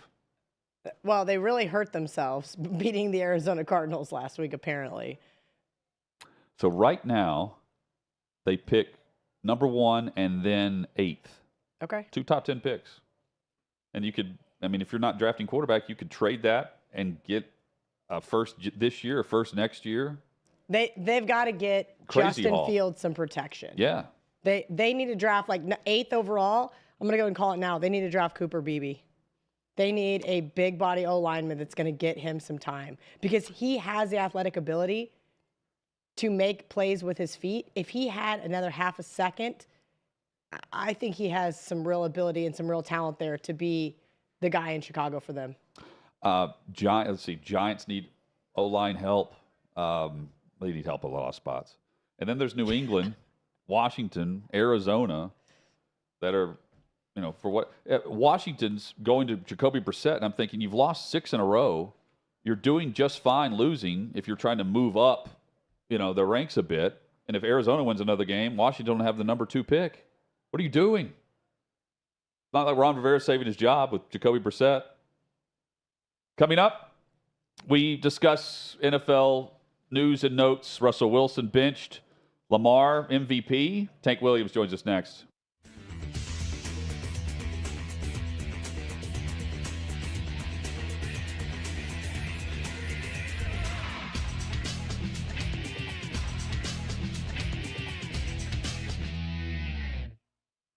Gives a rat's ass whether Stephen A. Smith is happy or not. Stephen A. Smith is not happy about the leadership of Steph Curry. Now, I want you to think about this for a second. Stephen A. Smith, until ESPN got all woke and decided we need an African-American face, had been fired from every job. I remember driving into my show, and when he replaced, my man, I forget his name, out of D.C. I love the guy. I'm like, this is awful. And then eventually Stephen A. Smith got fired from that job. And I'm like, thank God we can get somebody in here. Well, Stephen A. Smith, because ESPN decided, oh my God, diversity hire. They hire Stephen A. Smith. And to Stephen A. Smith's credit, he has taken off and ran with it. Good for him. He's done a great job. He's easy to work with by all accounts. His producer ran a porn store. That's true.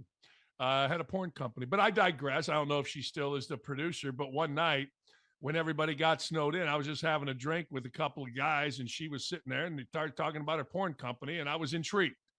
Anyway, true story. Next thing you know, Stephen A. Smith played at Winston-Salem. He averaged no points. Smokey Gaines, legendary head coach, had to kick him off because he was such a pain in the ass, but yet somehow, some way, Stephen A. Smith can attack. That's right. He can attack Steph Curry. Now, look, I'm not mad at the premise. I'm not mad at the premise of, look, Golden State Warriors, why don't you do something with Draymond Green? But I am not happy with Stephen A. Smith being the guy. Here's what Smith said. Where's the leadership? Where's he at? What kind of impact is having? That is Stephen. Is he having? That's Stephen A. Smith on Steph Curry. Well, see, this is what you don't do. You don't respond back if you're Steve Kerr, because that is what Stephen A. Smith is dying to have. I told you the story, Eastern Conference Finals, Pacers and the Heat. I think it was. He's walking around trying to look important, and guys are laughing at him because they know he doesn't know jack shit about basketball. So Steve Kerr jumps back. For anyone to question Steph Curry's leadership, is actually kind of sickening. Saw some of that yesterday. Disgusting. We're talking about one of the finest human beings that I've ever been around, but that's the climate we live in. We're going to question Steve Curry's leadership. Really? You're going to do that? Think about that. Think about that. And Kerr's not wrong. Look, Stephen A. Smith is a gutless wonder. Stephen A. Smith doesn't have nothing. I mean, he don't have nothing. He's got no basketball chops. You hear him talking basketball on TV. He doesn't know nothing. I mean, he may know something compared to Chimmy O, whatever the hell her name is, or whatever the hell Doris Burke. They may know something compared to those two. But he don't know nothing when it comes to real basketball. He's a fraud. He's a talker. He doesn't know a damn thing. But anyway, Steve Kerr jumped right into it, and that ain't good. We're asking.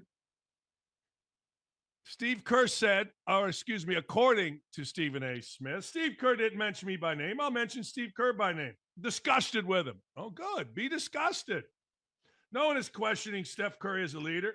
What we said was, if that was LeBron James, we would have said, where are you?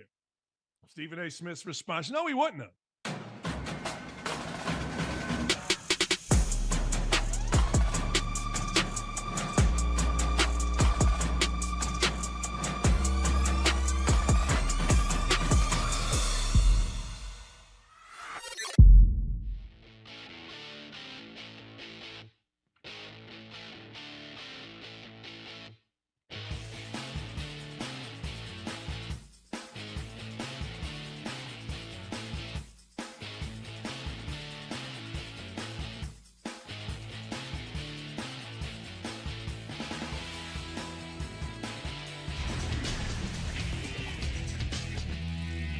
Sixth and Peabody, our location. Yeehaw Beer, Old Smoky Moonshine. Glad you're with us. Hot Mic with Hutton and Withrow. Kelly Stewart in for Chad today.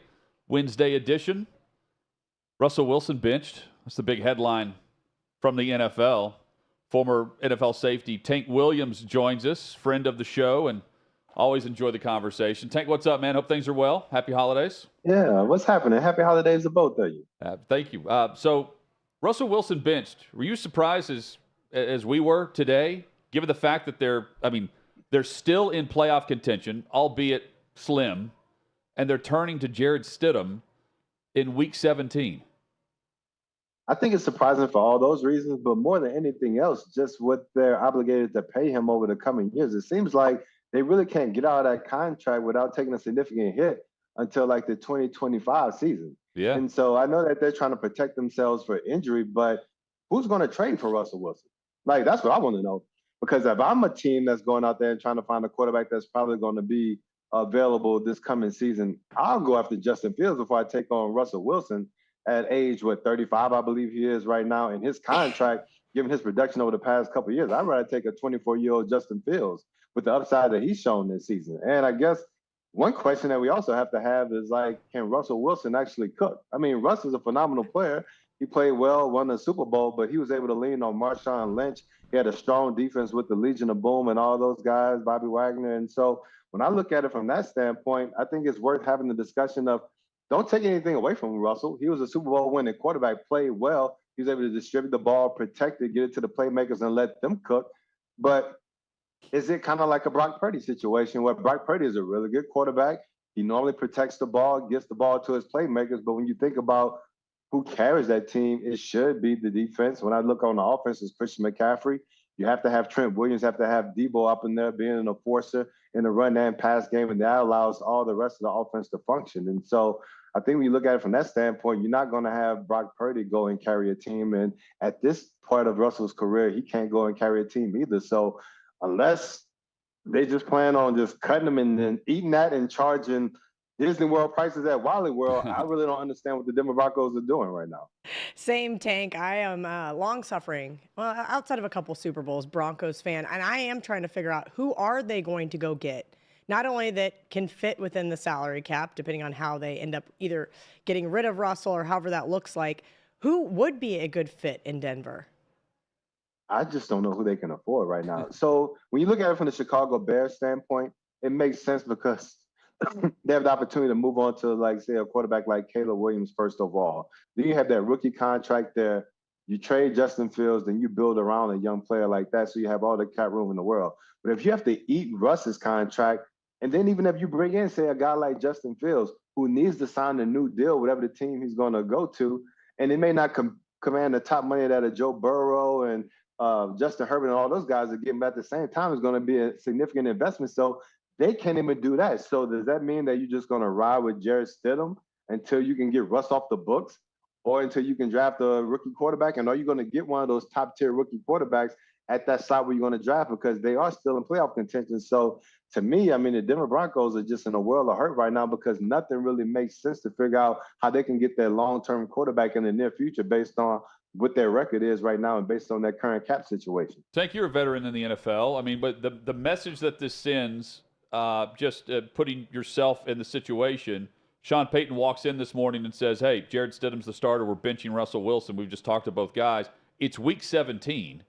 To me, it's like the Eagles switching defensive coordinators and play callers in week 15. That is very rare this late in the season. And for the Broncos, who have a 9% chance of making the postseason, I get it. It's slim. I wouldn't bet on it, but I would at least try. And maybe, what would it tell you, Tank, if the team actually plays better, more energy, more fire, more passion based on this move? Well, it'll tell you that what we saw, like reading the tea leaves early on, is what's true. And that's that Russell Wilson lost the team. When you had guys yelling at Russell last year, I believe people thought that maybe this would be a fresh start for Russ playing under Sean Payton, that, you know, he was a head coach that was able to manage Drew Brees, and they won the Super Bowl. Drew Brees is a Hall of Fame quarterback, so maybe they can kind of reinvigorate Russell Wilson, and you'll be able to see that Russ that played in Seattle. But that just wasn't the case. So I think if Jared Stidham is able to play well in the Sean Payton system with the weapons that they have available to him right now, that's an indictment on Russell Wilson. And I already think it's hard for someone to trade for him now, but then he'll even lose even more value if Jared Stidham goes and play well. And I'll say one more thing, too. I believe this also says a lot about that coaching staff as well, because if they're willing to cut bait on Russell Wilson and that significant investment they got in him, that means everybody's head could be on a potential chopping block, including Sean Payton. I guess that Walmart money is long and strong. I mean, $39 million guaranteed next year for Russell Wilson. It would have been locked in for more money in 2025 had he not been able to pass a physical in March. It's a bizarre storyline, similar to Derek Carr, but again, the money's different in what's guaranteed and what they gave up to trade for Russell Wilson a couple of years ago. Take Williams, our guest. Is Lamar Jackson your MVP right now? I think so. And the one thing you look at is this, because it was easy to try to, say that Brock Purdy was the MVP, even though even before last night occurred, I said that Christian McCaffrey was the MVP on the San Francisco 49ers. And before Tyreek Hill got injured a couple of weeks ago, Tyreek was my MVP.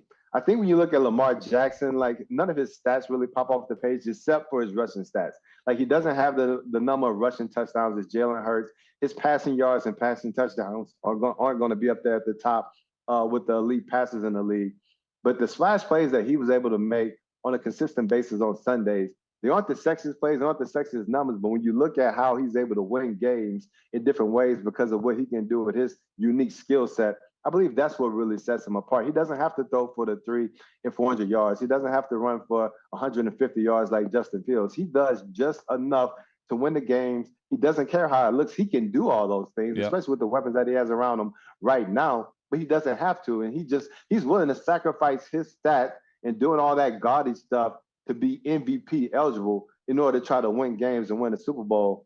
And that may be more MVP-like than anything else that we've seen this year, even though Tyreek Hill is definitely in my MVP race, and also say Christian McCaffrey too, because he's definitely the engine that makes the San Francisco 49ers team go, even though they weren't able to have the success without Trent Williams and Deebo Samuel, because they're the swag and the glue that holds that team together.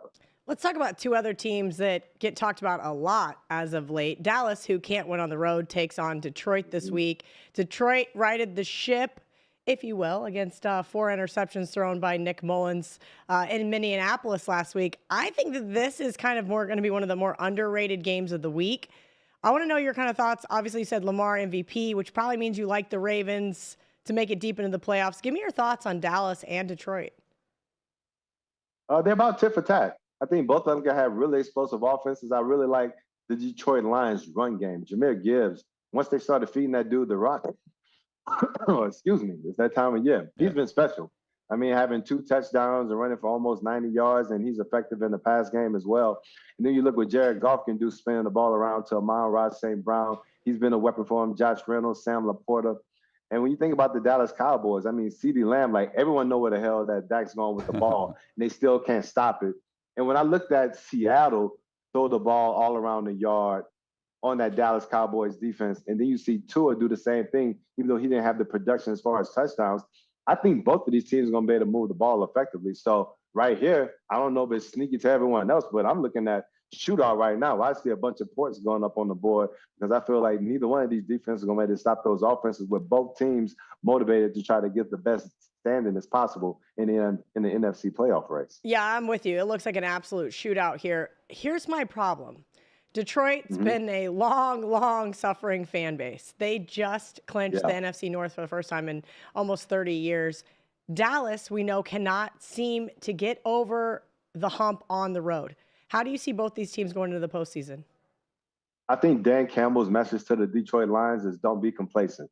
Like, yeah, we clinched the, playoff spot, but we can't be complacent. Like, you just can't make it to the dance. Your ultimate goal is to win it.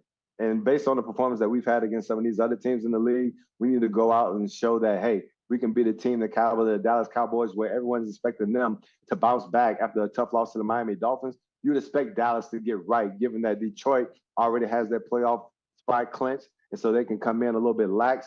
This is where they need to put their foot on Dallas's neck and then show like, hey, we're one of those top teams in the NFC. And what I just talked about with Dallas is true.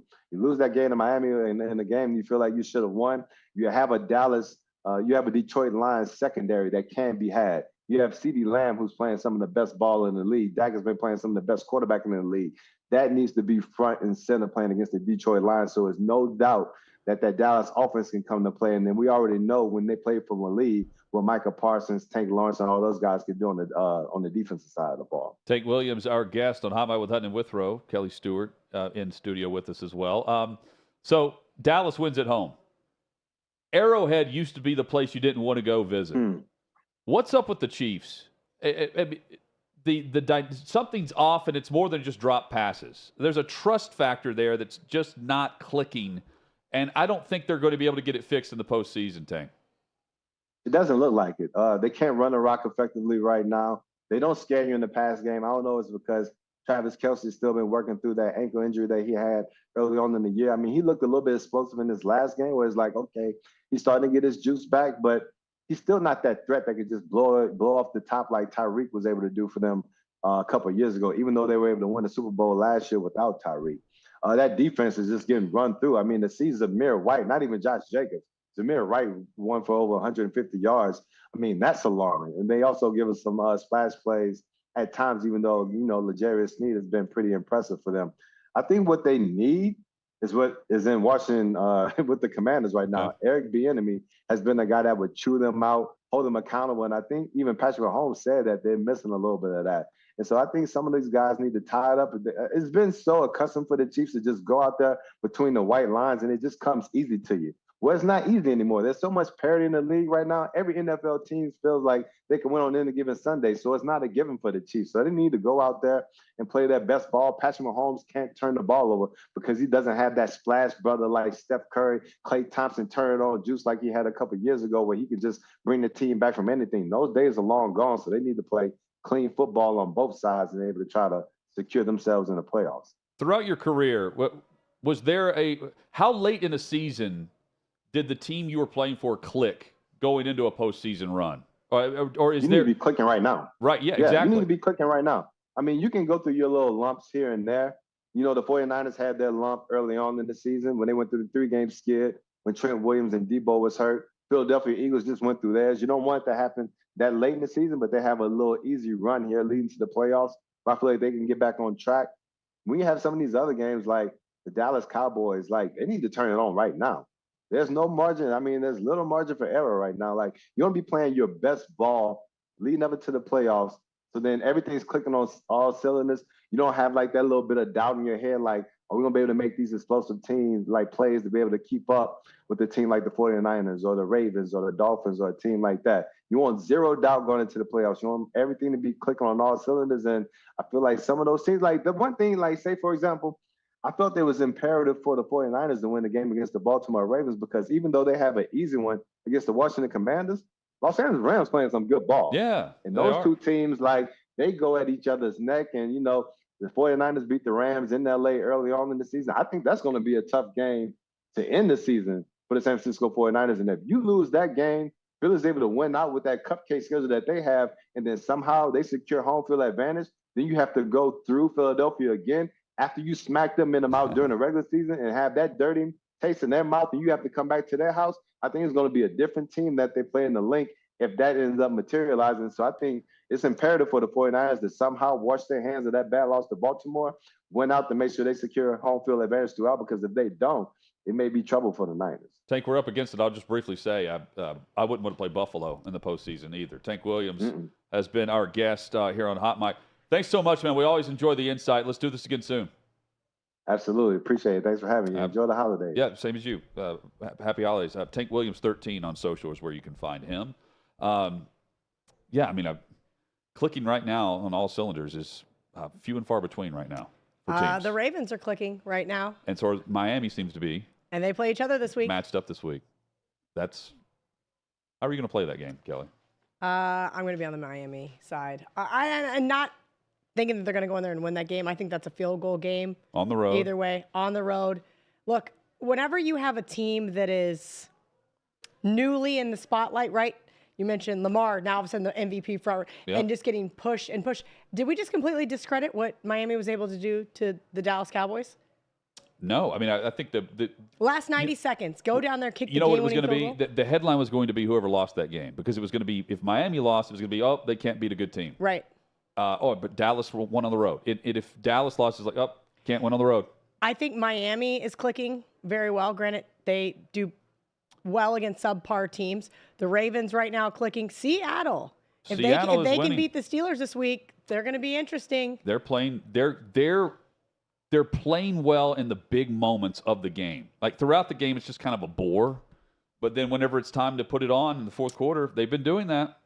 I mean, that's Seattle and LA, the two teams there. LA's got the tiebreaker right now over Seattle if they were to tie. Coming up, we get weird. Davey Hudson joins us.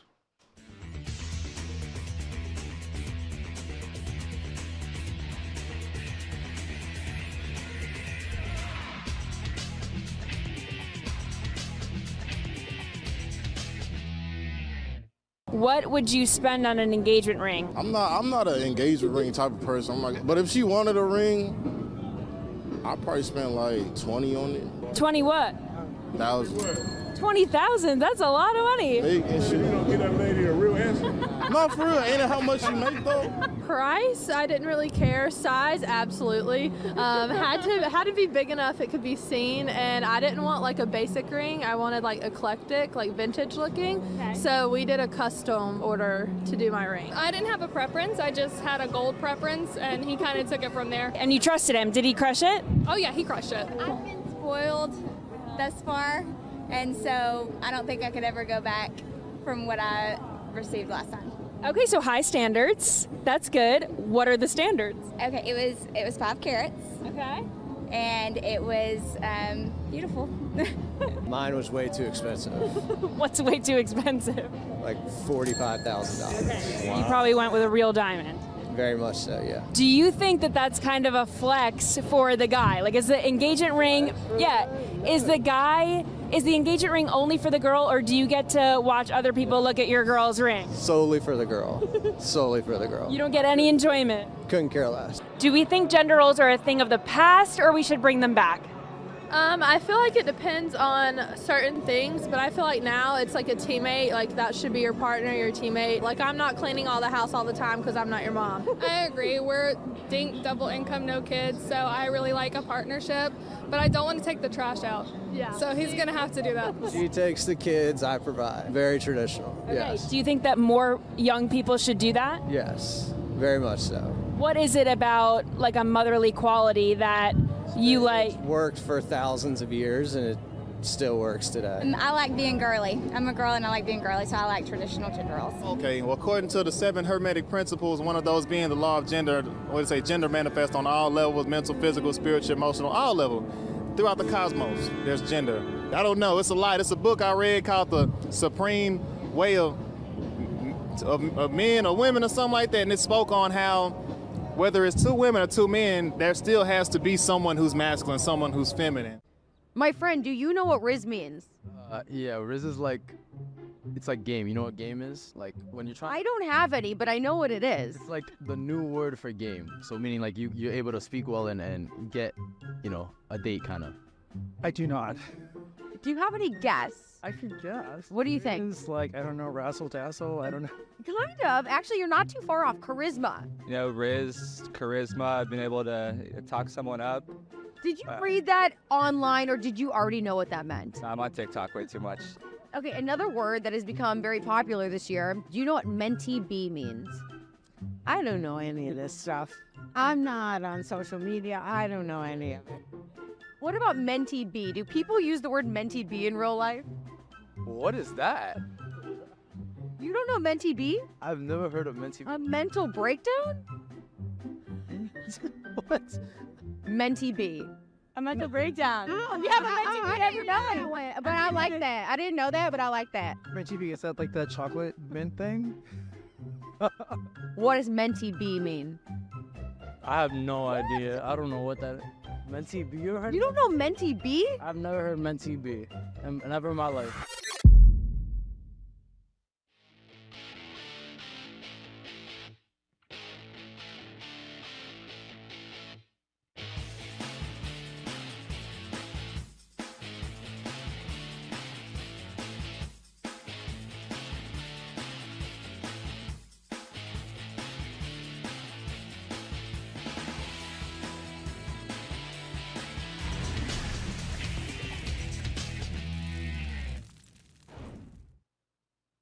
Hot Mike with Hutton and Withrow rolls on across the OutKick network. How did we do in our UNLV bet last night?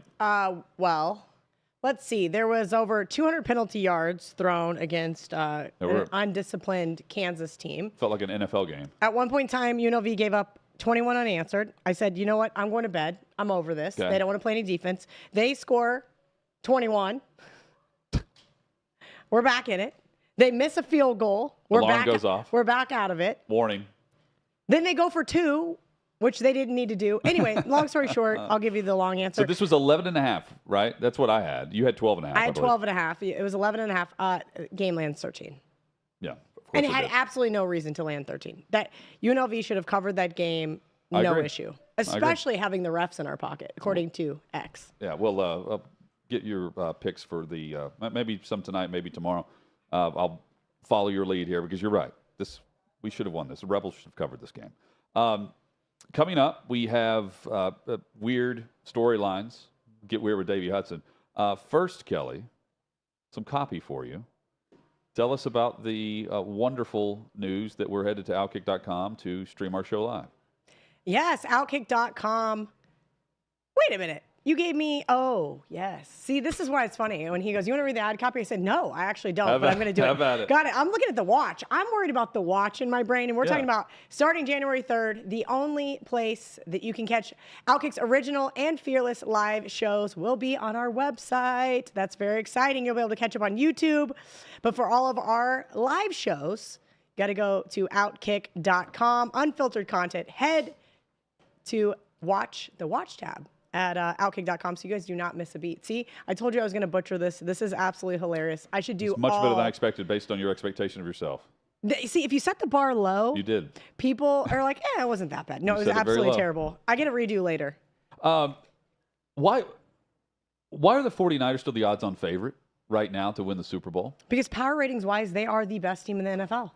But power ratings-wise, are they the best in against certain? So I believe Baltimore is built to beat Kansas City. Yes. They are built to beat San Francisco, although I wouldn't want to play them twice, but we just saw what Baltimore did. I like Baltimore's makeup of their 53-man roster. And they're getting other players back. And, I mean, to me, I would bet Baltimore right now based on the head-to-head matchup. That's where the emotion comes in for me, not the analytical common sense that you would go by. How close is it? It's close. Right now, Niners 2-point favorite in Las Vegas for the Super Bowl. It's close. It's very close. And a lot of people don't understand that because they're like, wait a minute, the Ravens just won in San Francisco as 5.5-point underdogs. That's a one-game sample size. We are talking with 4 picks. Yeah. You know, I keep complaining about Nick Mullins' 4 picks, but I have not thanked Brock Purdy for that. You're absolutely right. Would Brock Purdy throw 4 picks again in the Super Bowl? We don't know. Those types of games are where Vegas really cleans up. And if let's just say that was week 18, and then we play the Super Bowl and those two teams meet again, a month later, they're going to say, well, the Ravens won the last game, and that's not how this works. I wonder what would happen, though. Lamar Jackson's only won one playoff game. It was here in Nashville. Correct. If he went a run to the Super Bowl, would the odds not flip towards Baltimore's favor? Based on just that, I mean, the consistency. Again, he would be doing something we haven't seen, which is win in the postseason on a consistent basis. Correct. And he hasn't always been really healthy. I would say right now he is really healthy. So right now, the odds-on favorite is still at 2-1, the San Francisco 49ers, 3-1, the Baltimore Ravens. And then there's quite a few guys sitting at 8-1, the Eagles, the Bills. See, I like the Eagles and Bills there. Cowboys 10-1. I would not bet Dallas. Interesting enough, Chiefs 9-1. Chiefs are Really? 9-1 right now. And they were the odds-on favorite. Of course they were to start the season. I think that there's a bias built in there, a recency bias, that Vegas knows they're going to take Chiefs money regardless of what we've seen from the Chiefs over the last 7 games, and it's not been pretty. We're going to see them on the road at some point because they're guaranteed to not get the number 1 overall seed. Right. They can still claim 2, but it's, again, like we will see them on the road in the postseason for the first time in the Mahomes era, which is crazy to think about. Dude has never played a road game in the postseason. That is, man. He's also never lost at Arrowhead in the postseason. Well, there's been a couple coin flips that have went his way. Yep.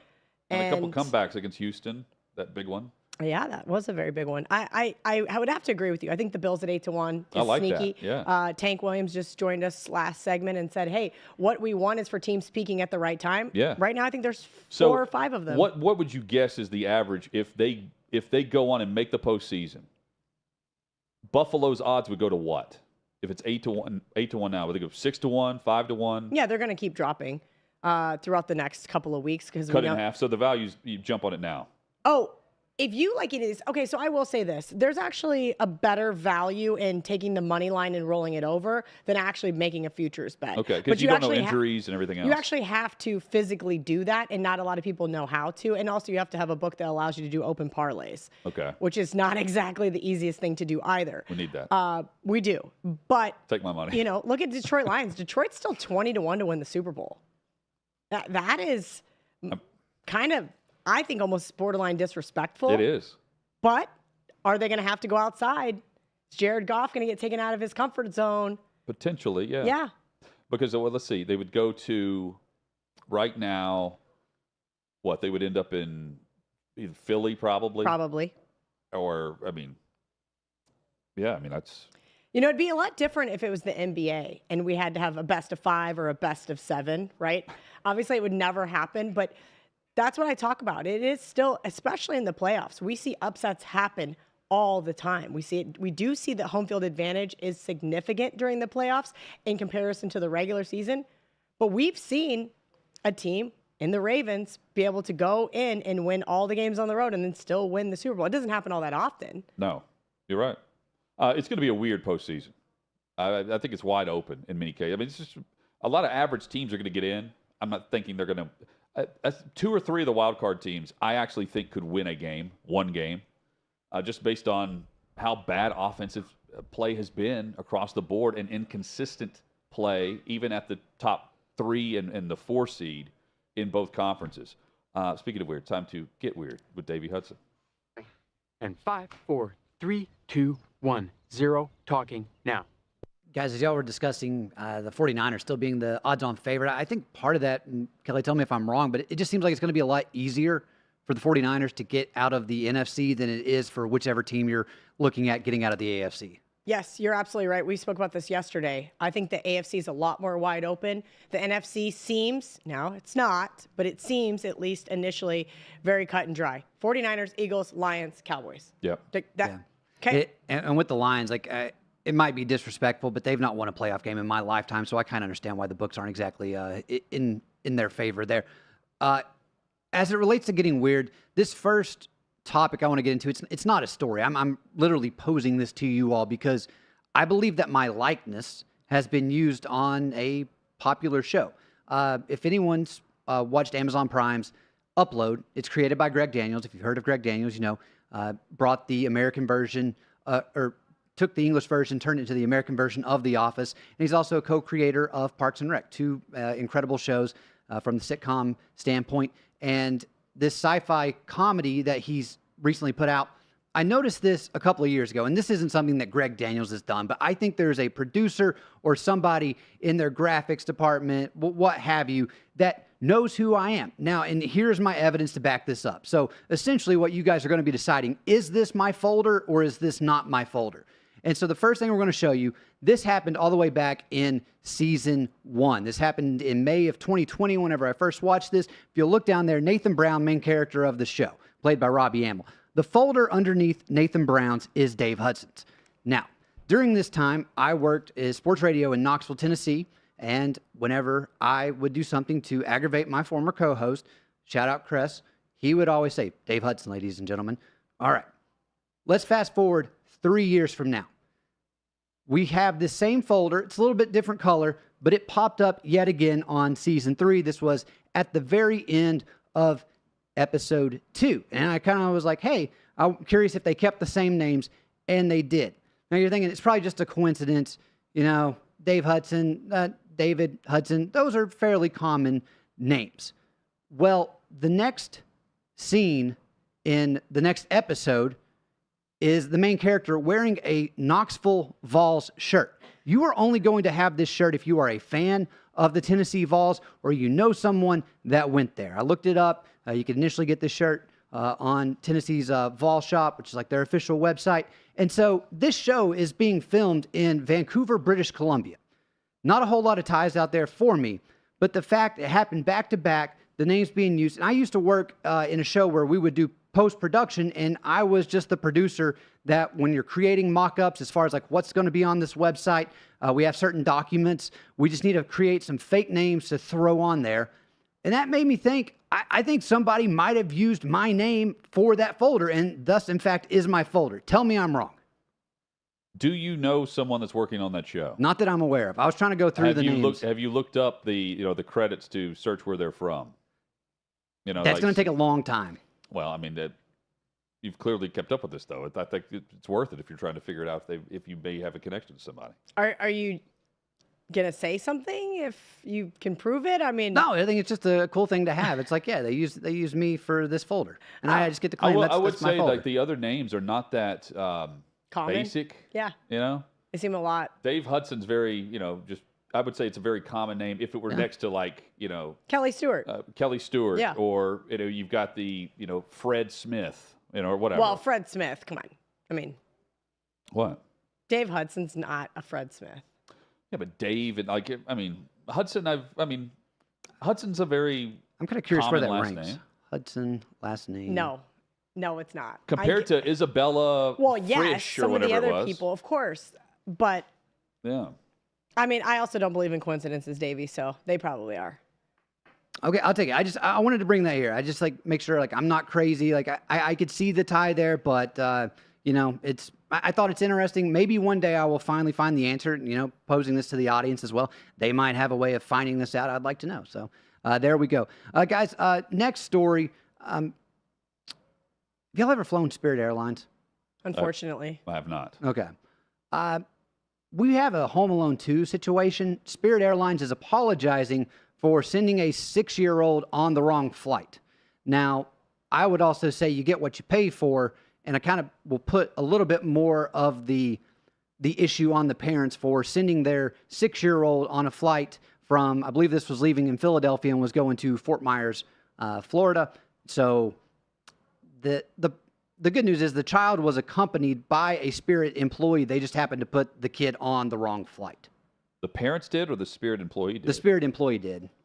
I mean, how many Spirit flights are departing a typical airport, I wonder? At Philly, a lot, because unfortunately, whenever my girlfriend comes it. to visit me in Florida, she's always stuck with either them or Frontier, and that's just...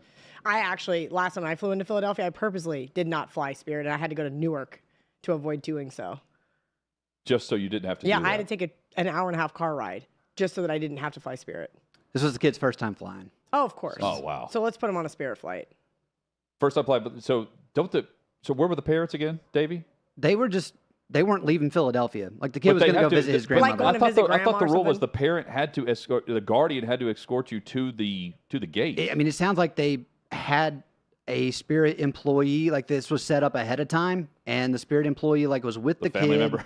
It was with the kid and went to the gate with them, got on the plane to where they said there was at least a Spirit employee with the child at all times. Where did they end up? They ended up in Orlando, so it wasn't New too York? far, but yeah.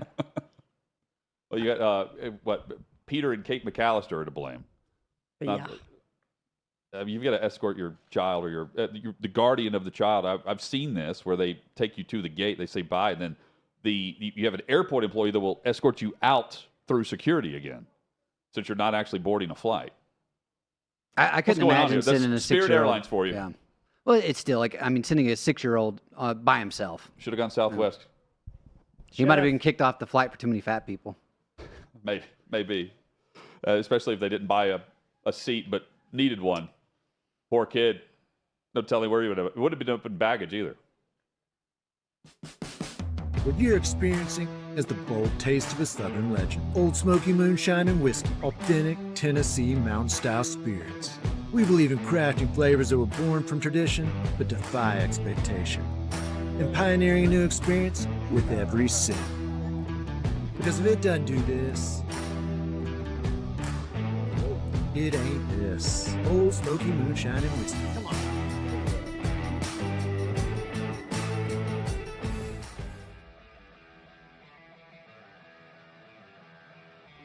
Welcome into OutKick the show. I am Clay Travis, your fearless leader. I am going to continue to argue that sports is one of the great unifying forces in all of American life. ESPN is a sinking ship. Democrats are now the party of the white, woke college graduate.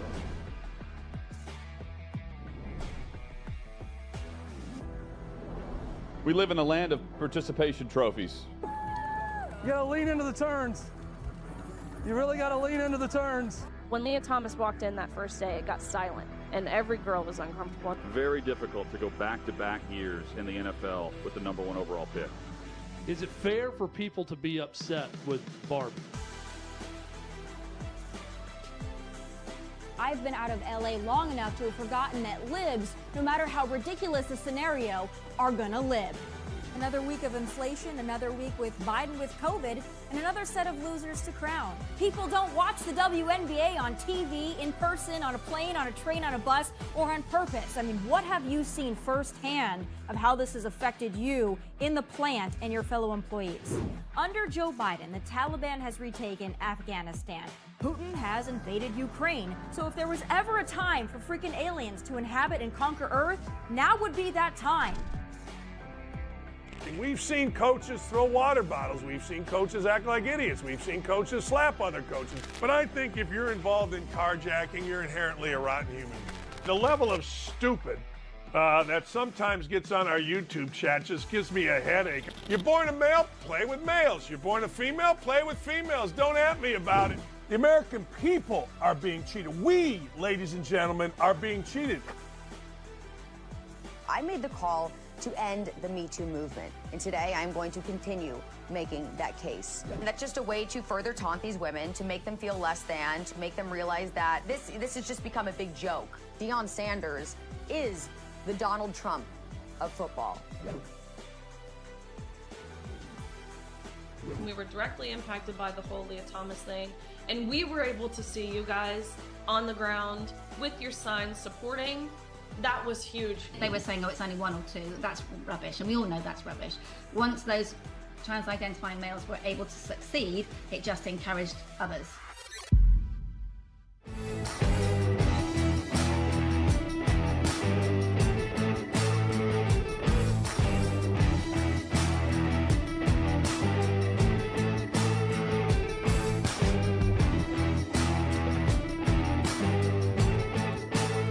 Old Smoky Moonshine and Whiskey. A bold taste of a Southern legend.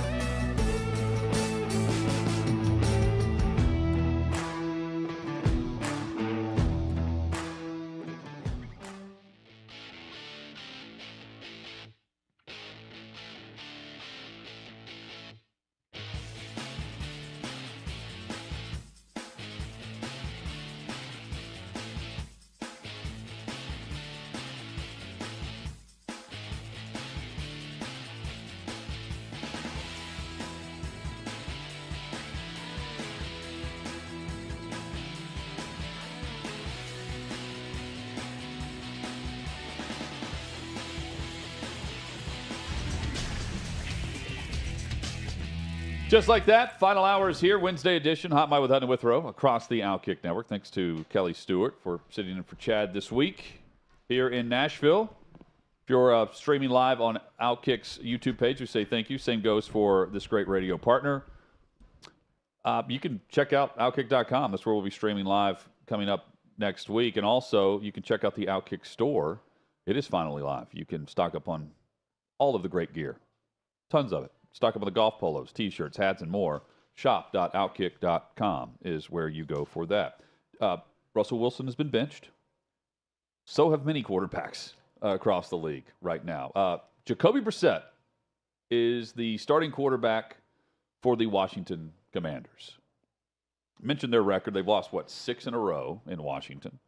Ron Rivera is a dead man walking. I think it's evident just based on Josh Harris's comments even before the season. He was like, hey, and I agree with this. He said, hey, well, what Ron Rivera did, going through a 8-win season, trying to get that team with what they were going through with Dan Snyder and just the rudderless, leaderless franchise where the owner's not even in the building, not allowed to be.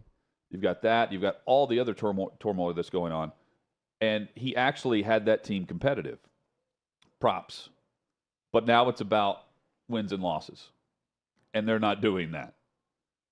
What he's doing is playing out the season. There are a lot today, Kelly. There are a lot of quarterback moves of QBs that are on one-year deals. Brissett's one of those. Gardner Minshew's a backup playing in Indianapolis. He's on a one-year contract. Tyrod Taylor is back in the starting lineup for the New York Giants. So peace out, Tommy DeVito, an agent.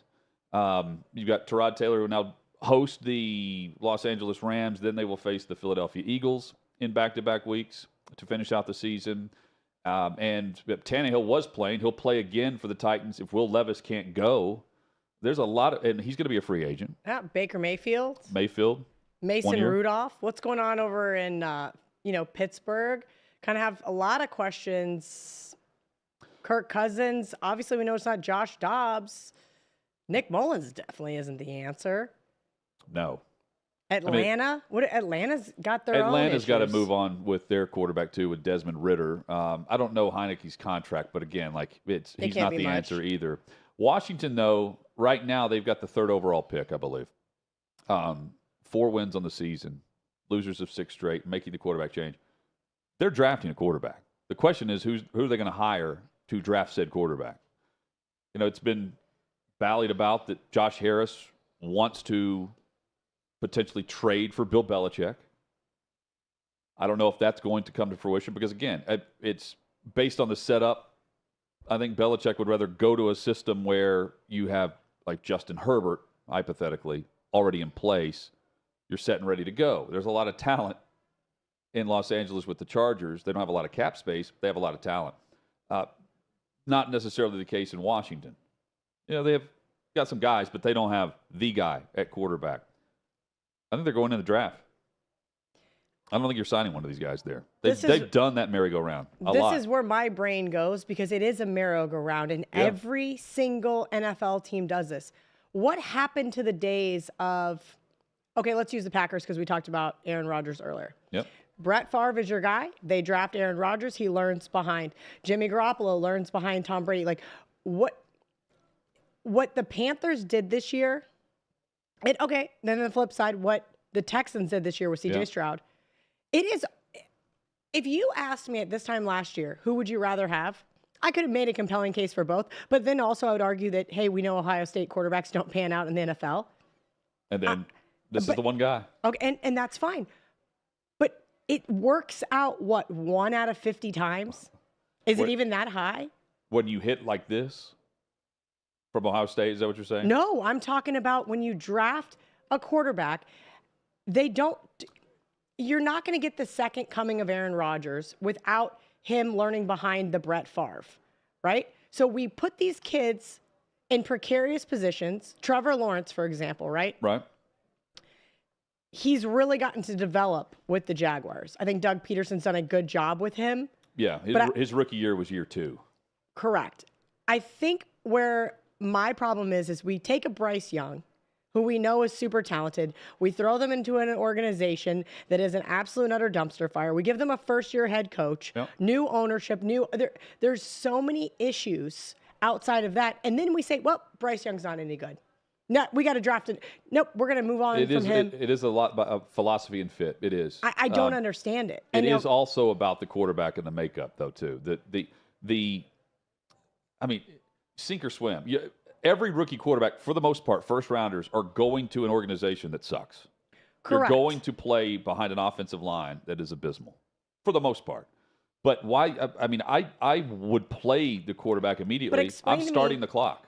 I'm taking advantage of the contract. The contract's in the organization's favor. Tank Williams said that. Explain to me why we wouldn't trade, if I'm hypothetically the Panthers, trade for Justin Fields, you give them Bryce Young, or you give them something, right? And you have now a quarterback. Well, but you're not having to pay Bryce Young. You can't pay Bryce Young Justin Fields money for another 2 years after the season. That's fair. Even if you wanted to. Like, Brock Purdy's going to make $800,000 next year. Because they cannot extend it. Which is just insanity to me. And that's the players. That's on the players. That's the collective bargaining agreement. And I get that. I think that you're not getting you're just not getting the best from these guys. They don't have the ability. The step up from college, whether you're a national champion or you're a college football playoff contender, the leap is so great. I think we're setting them up for failure. What it is this sounds crazy, but the hash marks play a massive difference for the quarterbacks. In college football, the game is played sideline to sideline. Correct. The NFL game, it's almost a different sport. It's played right down the middle of the field because the hashes are so close together. So there's not one like far side where you're using your best athletes and you're spreading everyone out, and the speed of the game is. That's where the speed of the NFL defense is. It takes you either can figure it out or you can't as the quarterback. And sometimes, I mean, Justin Fields. Consider what Washington could do. Washington was one of 3 teams that attempted to trade for Russell Wilson. Denver's now benched him. Washington was in on the mix. I think the Saints were, and the New York Giants were the other team. That Washington could go the veteran route. They could trade for Justin Fields. Again, I think that's a good example. But who's the coach? I think that's critical here, because if you have a veteran coach, I think more times than not, the veteran coach is going to want the quick fix. I'm saying the older coach is going to want the quick fix. Which is what Frank Reich wanted. And Frank Reich, but he and that didn't he was work out brought well in for him. to pick his quarterback, and he's gone quickly. So was the offensive coordinator way before him. But I also have to wonder, like, these guys got fired in other positions. What makes you think that they're going to be successful in your organization? There's just not enough pool to choose these guys from. It depends. Exactly. I mean, there's Ben Johnson in Detroit who declined to take a job last year. He went back for another year in Detroit. He's 20. Well, not everybody's meant to be not meant to be a head coach. Well, but I mean, you take it if you get the opportunity. You've got. Well, you have to. Let's see. You've got a couple of other coaches that turned out. Dan Quinn, defensive coordinator, who's been around. He's been the head coach.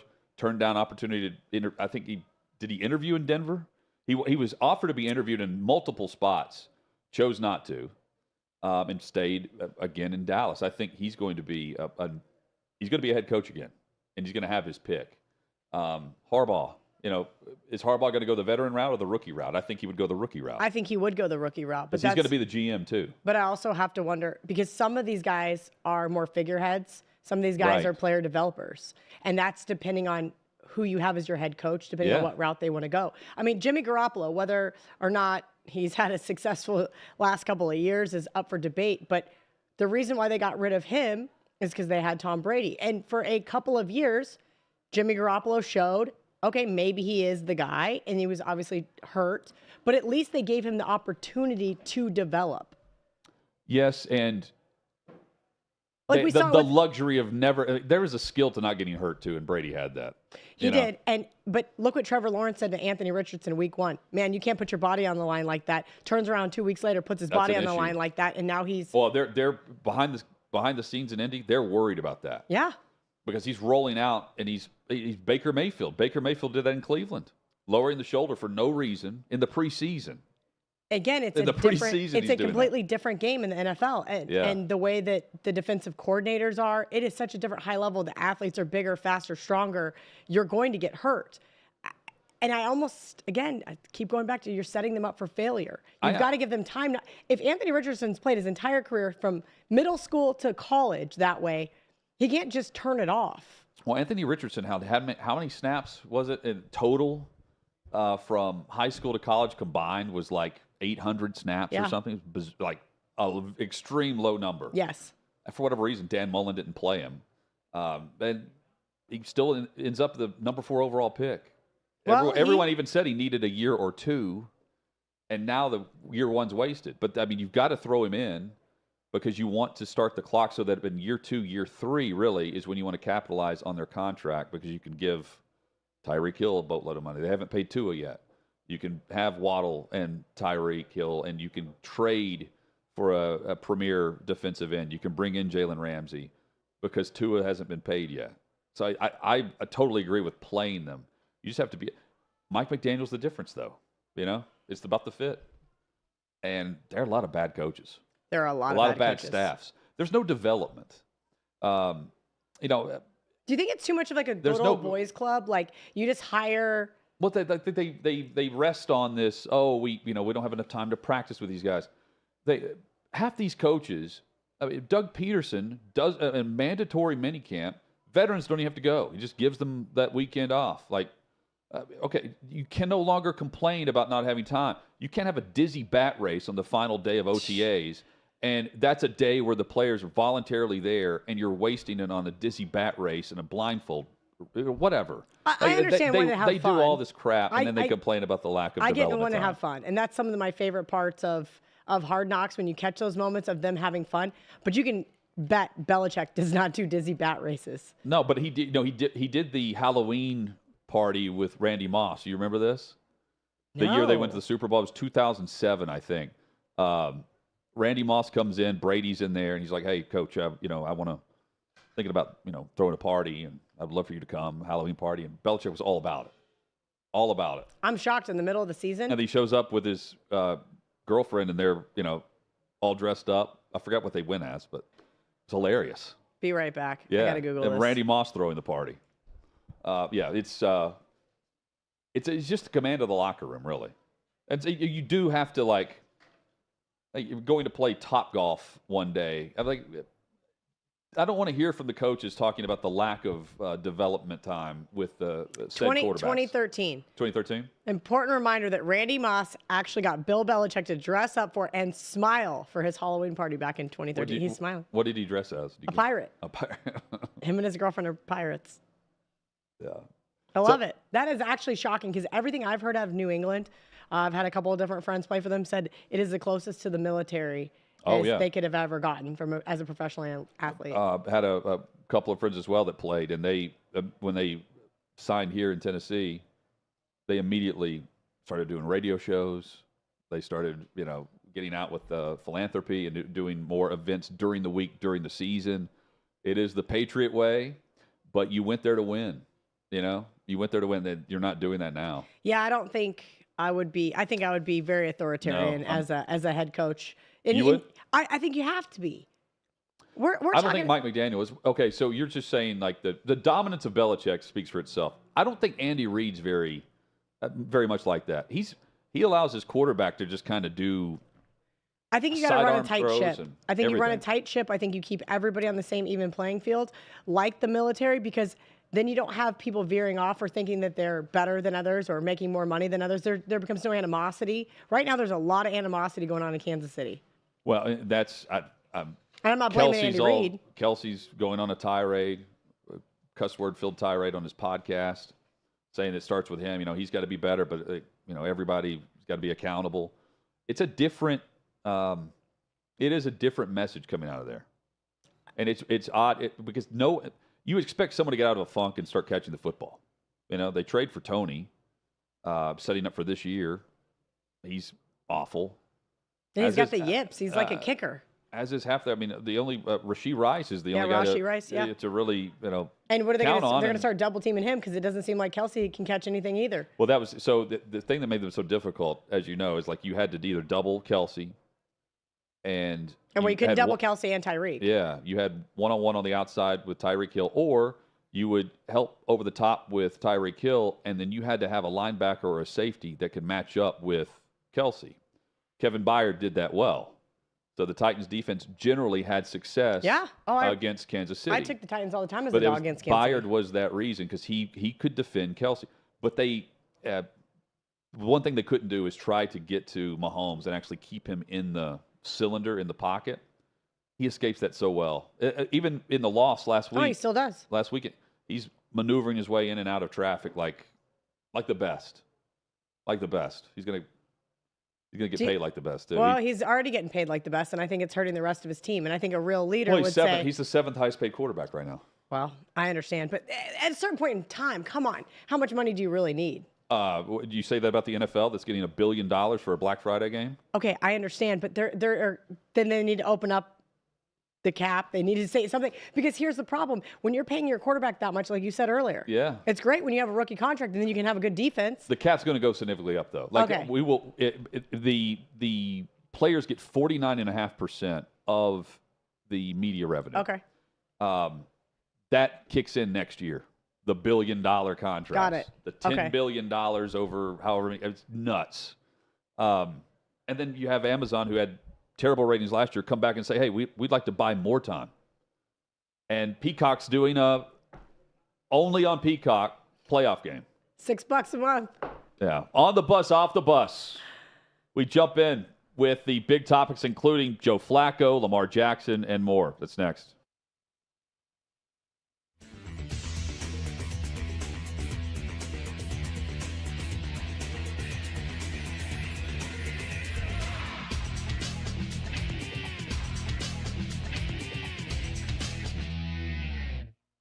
It depends on certain things, but I feel like now it's like a teammate. Like that should be your partner, your teammate. Like I'm not cleaning all the house all the time because I'm not your mom. I agree. We're double income, no kids, so I really like a partnership, but I don't want to take the trash out. Yeah. So he's gonna have to do that. She takes the kids, I provide. Very traditional. Okay. Yes. Do you think that more young people should do that? Yes, very much so. What is it about like a motherly quality that you like? It's worked for thousands of years and it still works today. I like being girly. I'm a girl and I like being girly, so I like traditional to girls. Okay, well, according to the 7 Hermetic principles, one of those being the law of gender, gender manifests on all levels, mental, physical, spiritual, emotional, all levels. Throughout the cosmos, there's gender.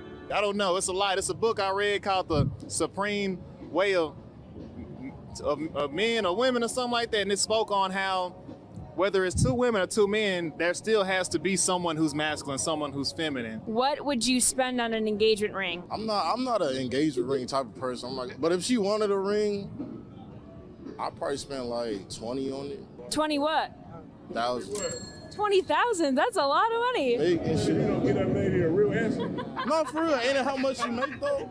Price, I didn't really care. Size, absolutely. Had to be big enough it could be seen, and I didn't want like a basic ring. I wanted like eclectic, like vintage looking. Okay. So we did a custom order to do my ring. I didn't have a preference. I just had a gold preference, and he kind of took it from there. And you trusted him. Did he crush it? Oh yeah, he crushed it. I've been spoiled thus far, and so I don't think I could ever go back from what I received last time.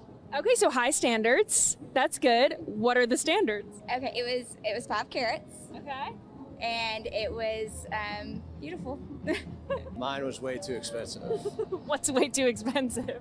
Like $45,000. Okay. Wow. You probably went with a real diamond. Very much so, yeah. Do you think that that's kind of a flex for the guy? Like, is the engagement ring, is the engagement ring only for the girl, or do you get to watch other people look at your girl's ring? Solely for the girl. Solely for the girl. You don't get any enjoyment? Couldn't care less. Red flags in dating, because obviously you found each other. Did you have any icks that you overlooked, or is he perfect? No, he's perfect. We had a nice night out at the bar. Fought over a toy shark, and that's how it all got started. What don't you like? Red flags? cheating, lying, stuff like that. Yeah. Yeah. What are you looking for in a woman? Honesty, respect, and love for herself. Some green flags are loyalty and trustworthy. Red flags are seeking attention from other women. Jealousy, probably biggest thing, especially being around other girls all the time and having other girlfriends. That would be the #1 thing, is jealousy. Red flag is they're on their phone too much. Green flag is they're on their phone a lot with you. Well, look for loyalty. That's it. I'm 24, so it's hard to come across that like when you're young. So that's really all I look for, really, honestly. What were deal breakers? If she was broke, I know that sounds crazy, but for real, if she was broke. Cause like it's like, yeah, like I don't want to take care of a motherfucker. Like I want to equal.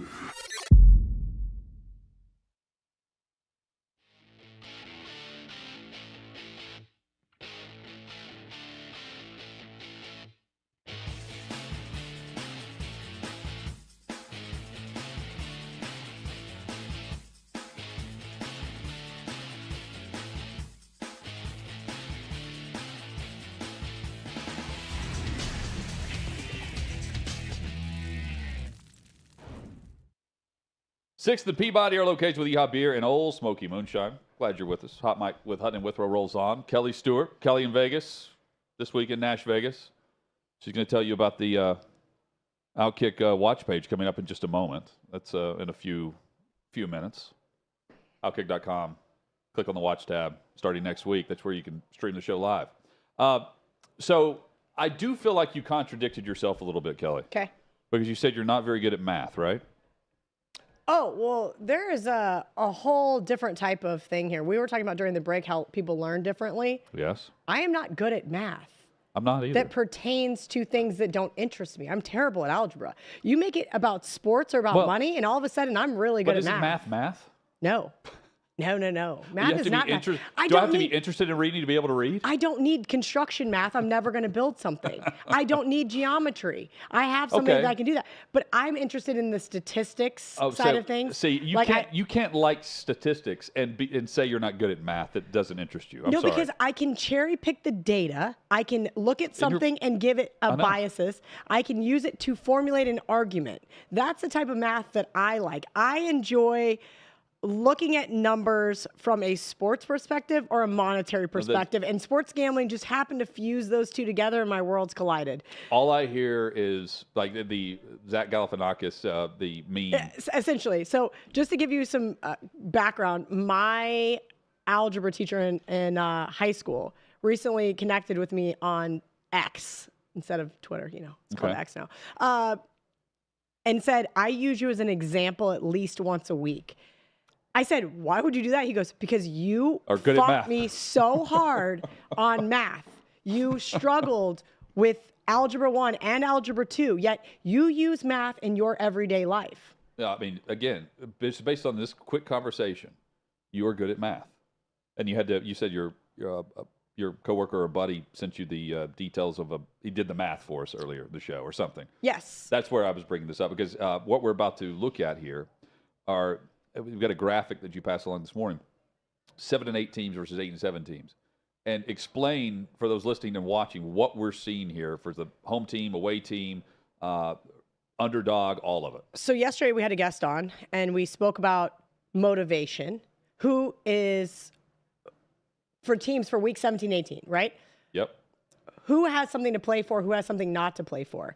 And to play for that 8th win to go 500 or to go above 500 or to make the playoffs, right? Because we know these are all the teams on the bubble right now. Yep. So if you open up, the playoff picture, we're looking at the Jaguars, who are 8 and 7. We are looking at the Buccaneers, who are 8 and 7. We're looking at the Seahawks, who are 8 and 7. And then you have the teams on the bubble, like the Texans and the Vikings, who are 7 and 8. The Bengals, who are 8 and 7. The Packers, who are 7 and 8. There's just so many of these teams in the middle. And I wanted him to explain to me, from a mathematical standpoint, how historically these teams have done. So he likes to cherry pick the data. We have a database that we both use, but he is significantly better at using it than me. And I asked him to make me a chart so that I could look at, from a gambling perspective, how I wanted to place some wagers this week and how teams have done at home that are looking for that 8th win, and they are, above 65%. But 8 and 7 teams at home over basically the last 9 years have been one of the best bets. So, we're looking at 8 and 7 teams at home this week. And do we want to place a wager on them? And how are they going to be? And these are just wins. These are not against the spread. The top one's just straight up. But then if you go down, you can see how they do on the road. 8 and 7 teams have been a great bet, especially as a favorite. 82.4%. So there's 3 in the AFC South. There is 3 home hosting. Yes, and home favorites. So that means that they're at least -1 or higher, are almost 82% against the spread. Away favorites, though, are even higher. And that, I thought, was such a particularly interesting data point, because we were talking about this yesterday. And, well, what about the playoff probability? Yes, of course, teams know that they have, the Buccaneers know they have an 85% chance to get into the playoffs right now. So what's their motivation this week versus the Saints? And I know, for me, Saints was on my long list. How do I make a case for the Saints team? And this chart that he gave to me just might keep me But this is off. interesting because the Bucs are 8 and 7. Yep. Saints are 7 and 8. Yep. So you're taking the road team there based on what the data you're looking at. No. I think I'm ultimately going to not play that game. Initially, I liked the Saints, and then seeing not only the data points dating back to, a 17-game sample size. Some of them are 13-game sample sizes. These aren't big sample sizes, but back to almost a decade. Bengals on the road 8 and 7 against Kansas City. I'm on the Bengals. Okay. I'm on the Bengals. That I can already tell you. Steelers, Seahawks, matchup of 8 and 7 teams. Yep, I'm on the Seahawks. Okay. And that's what I'm saying. I already had this done. I did this on the plane. You have such great handwriting. Oh, I have terrible handwriting.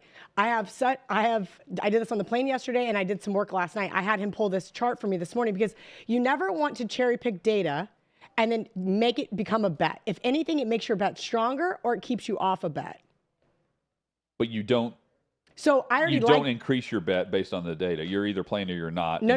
This is helping you decide. I increased my no. I already like the Bengals. I already like the Seahawks. This is just giving me that little extra nudge to say, you know what? Let's see if I like the Bengals just a little bit more here in this scenario. Your top game or your best bet. Right.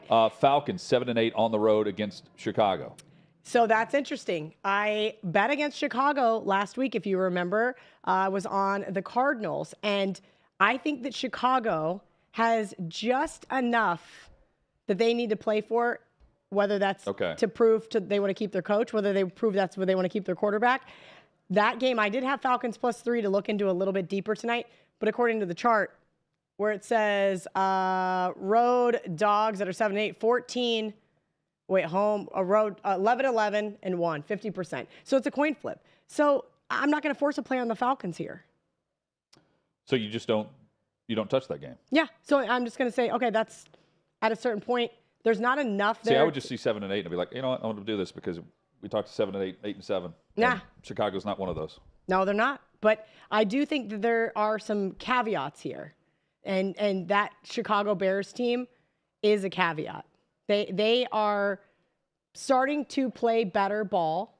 They play close games. They play in close games. Falcons off a really nice win. I laid one with them on Monday. They closed 3. And basically after the first quarter, I was very impressed with this team. At the first quarter, I was definitely getting a little fired up. Like, come on, guys. What are we doing here? This is going to be another CLV trophy for my case. I think CLV is closing line value, and that's what you want to have. But I've got way too many of those trophies this year. And then do you believe in Taylor Heineke, who's in for Ritter? Okay. It's not that I don't believe in him.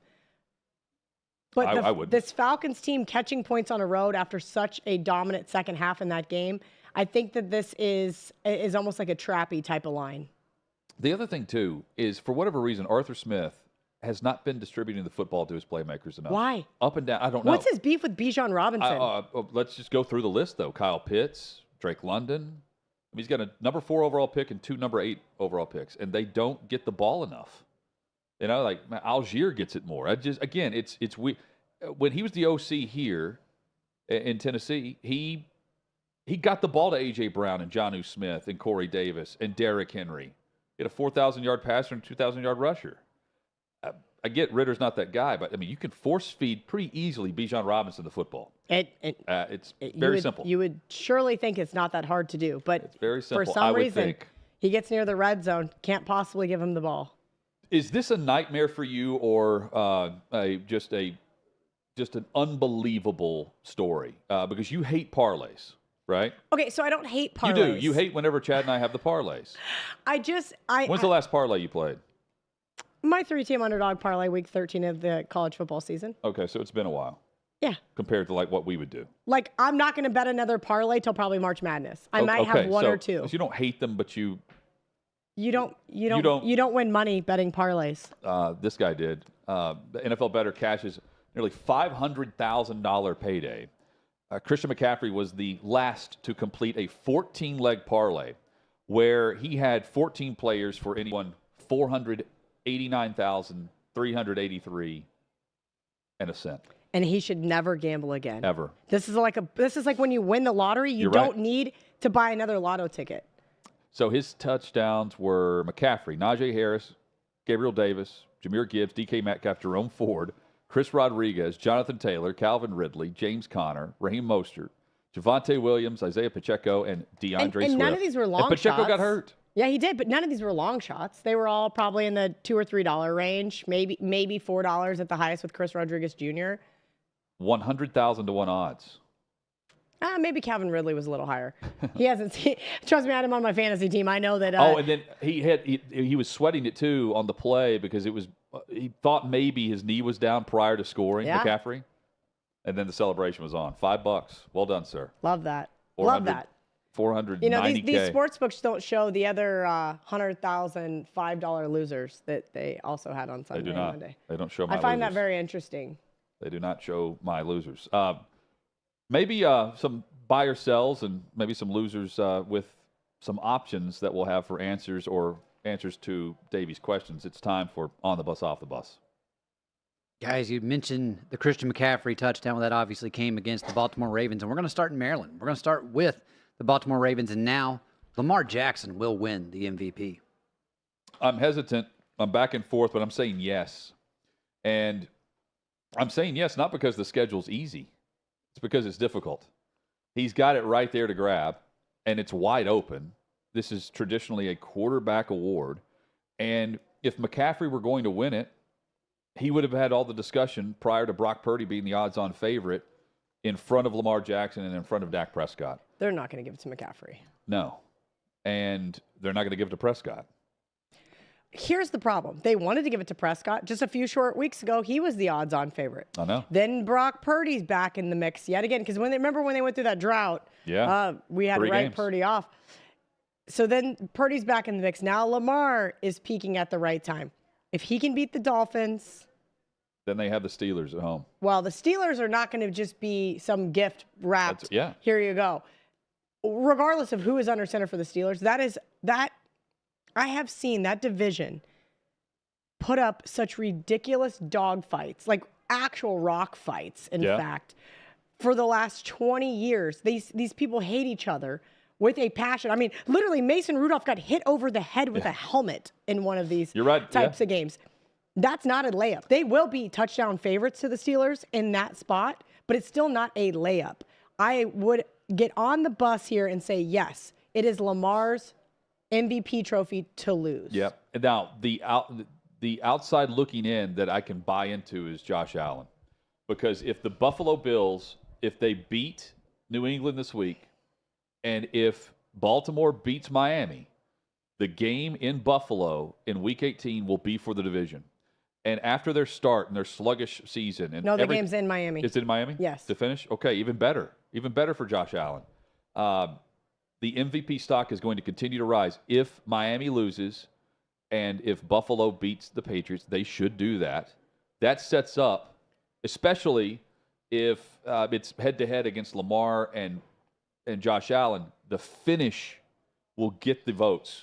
And I could see where Allen would be right up there with Lamar. I would say neck and neck, odds on for NFL MVP. You know, Kelly, you mentioned the Mason Rudolph getting hit with the head. That actually happened in against the Cleveland Browns, and we're going to go ahead and head that way. And Joe Flacco will win NFL Comeback Player of the Year. What do you think?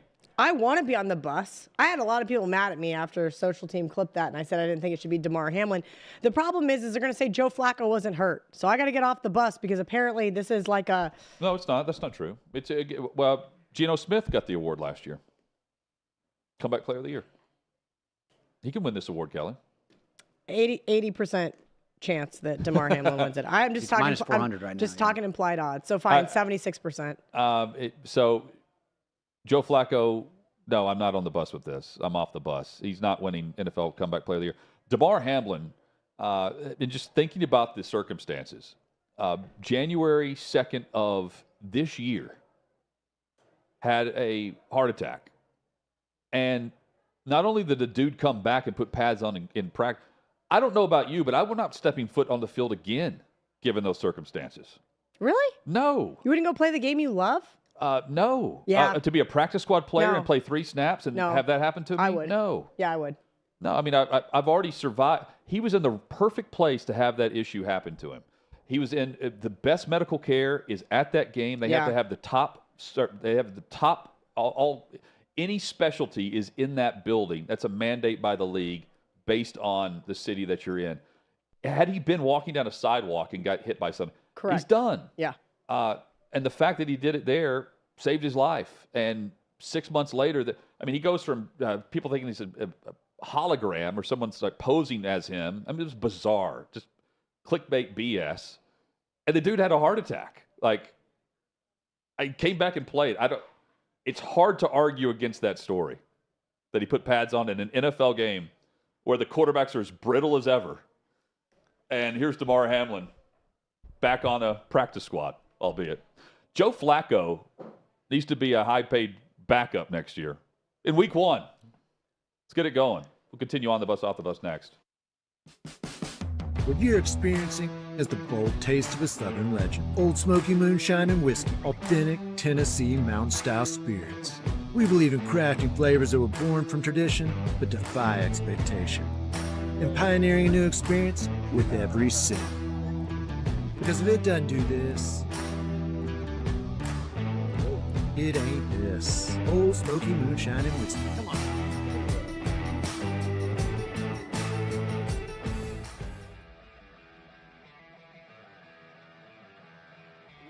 Welcome into OutKick the show. I am Clay Travis, your fearless leader. I am going to continue to argue that sports is one of the great unifying forces in all of American life.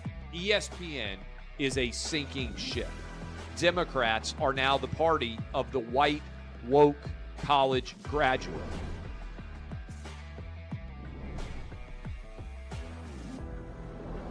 We live in a land of participation trophies. You gotta lean into the turns. You really gotta lean into the turns. When Leah Thomas walked in that first day, it got silent, and every girl was uncomfortable. Very difficult to go back-to-back years in the NFL with the number 1 overall pick. Is it fair for people to be upset with Barbie?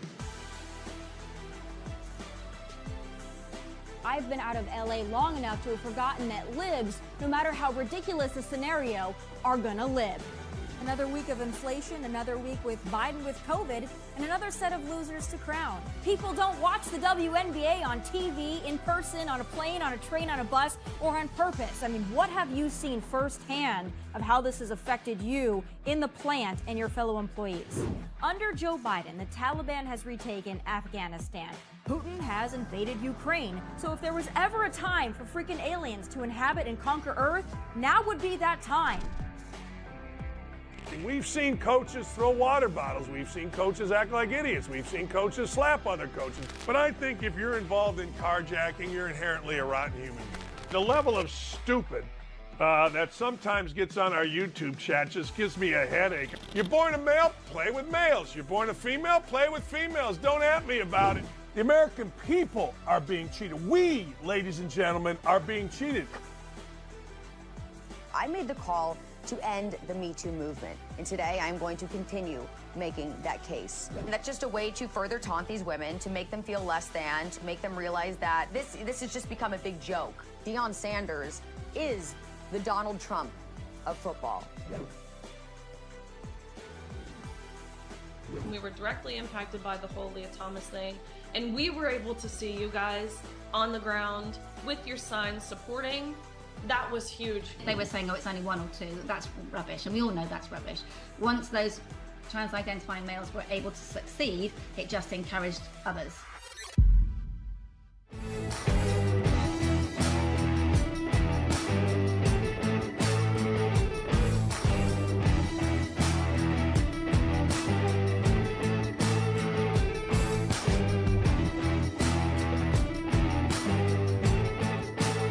Old Smoky Moonshine and Whiskey. Bold taste of a Southern legend.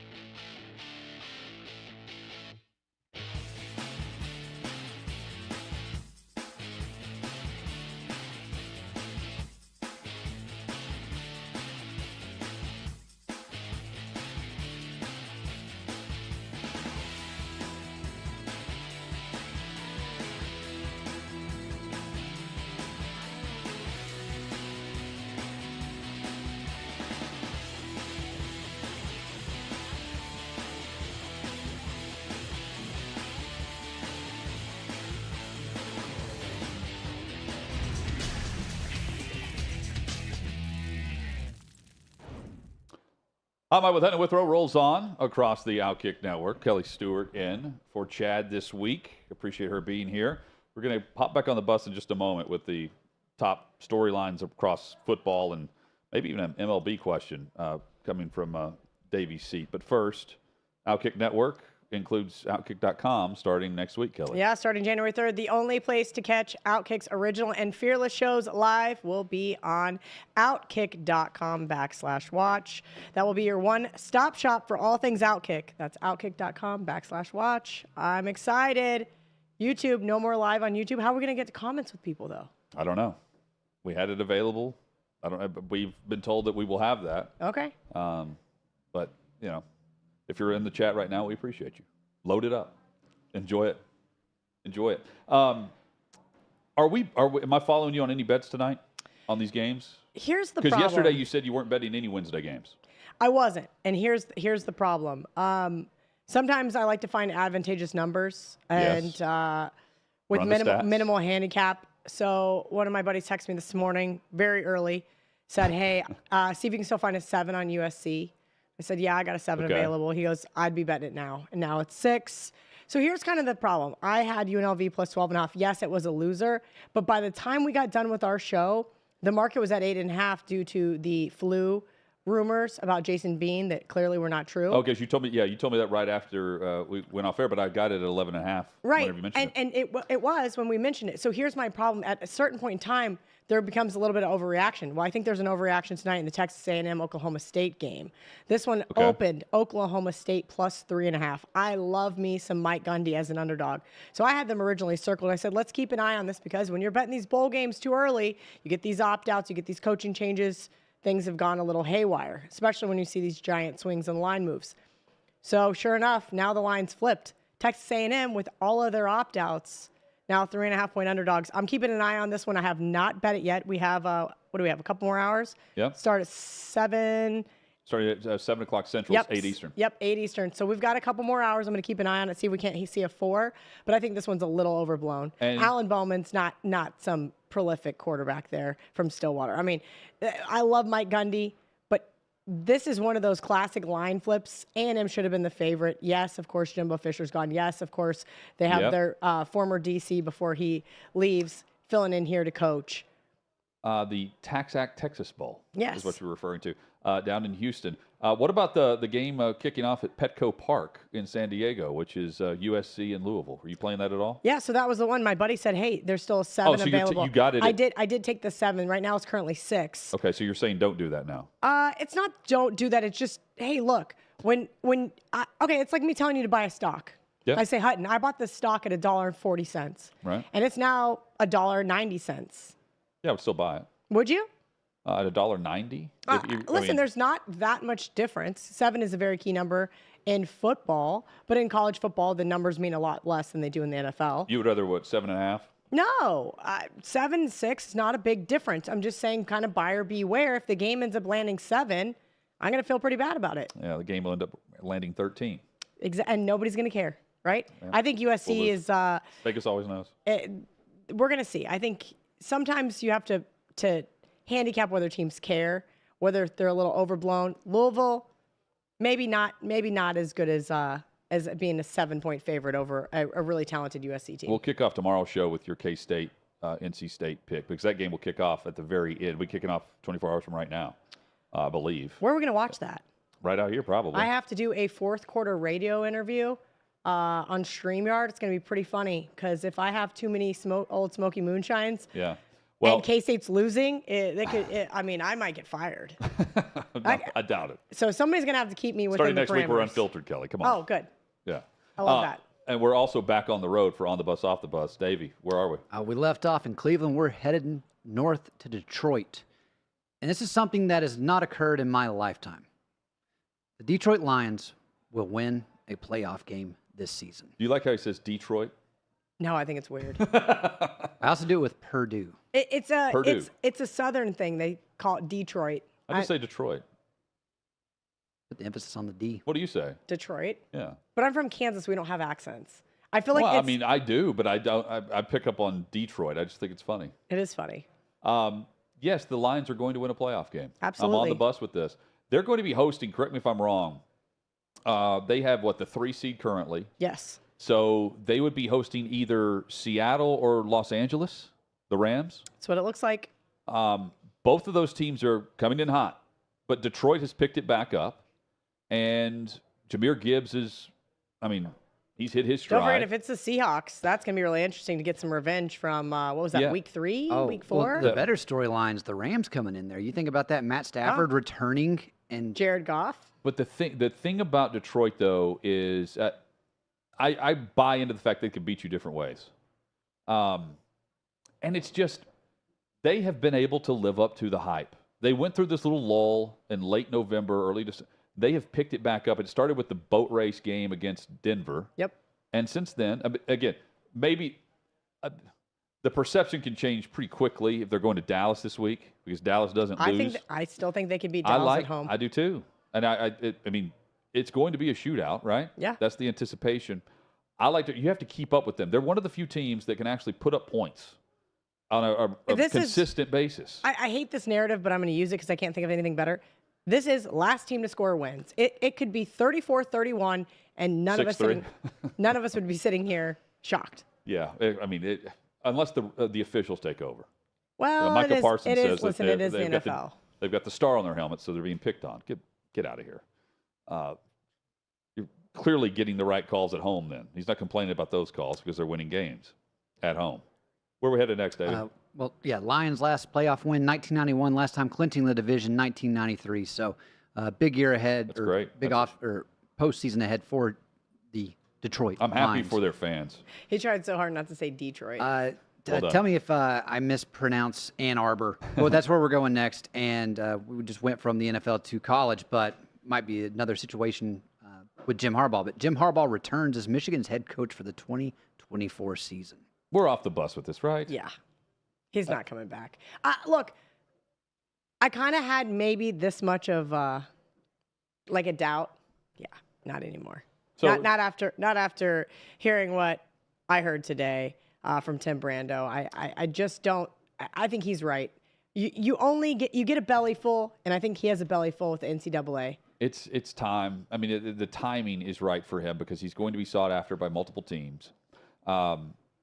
He clearly wants to get back in it. He's underpaid at Michigan, but he's about to make up for all of that because the highest paid coaches in the NFL are getting upwards of $17, $18, $20 million based on reports of what Belichick's getting. He's not going to get 20, but he's going to get more than 10 years, 125 when it's all said on average. He'll get more than if Harbaugh is taking the gig, and we know what they paid Sean Payton in Denver, and Denver was after him prior to hiring Payton. He's going to be paid handsomely. And I don't know if Michigan, regardless of what happens, they're in at 12.5. How much higher are they going to go to keep him? Because every single year, this is a lot like Aaron Rodgers every offseason, right? This feels the same way. They want him to agree that he's not going to continue to flirt with the league. And that's because of the timing, because Michigan would have to go in-house because all the other coaches have settled where they are at this point. Now, Michigan could hire someone away, but again, the timing is way off based on the NFL schedule of hiring. And you can't hire or interview within the league until after the divisional round.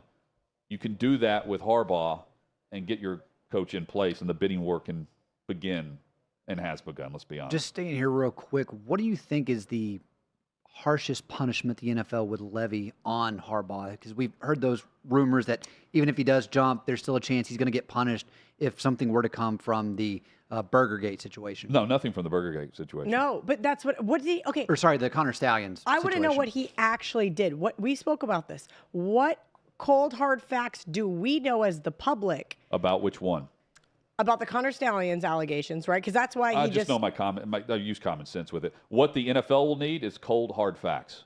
That's all I'm saying. And because of Spygate. You know? And just like when Pete Carroll jumped ship at USC, because he was like, let me just go, it's going to be something similar. Well, but so what would the NFL do, Davey?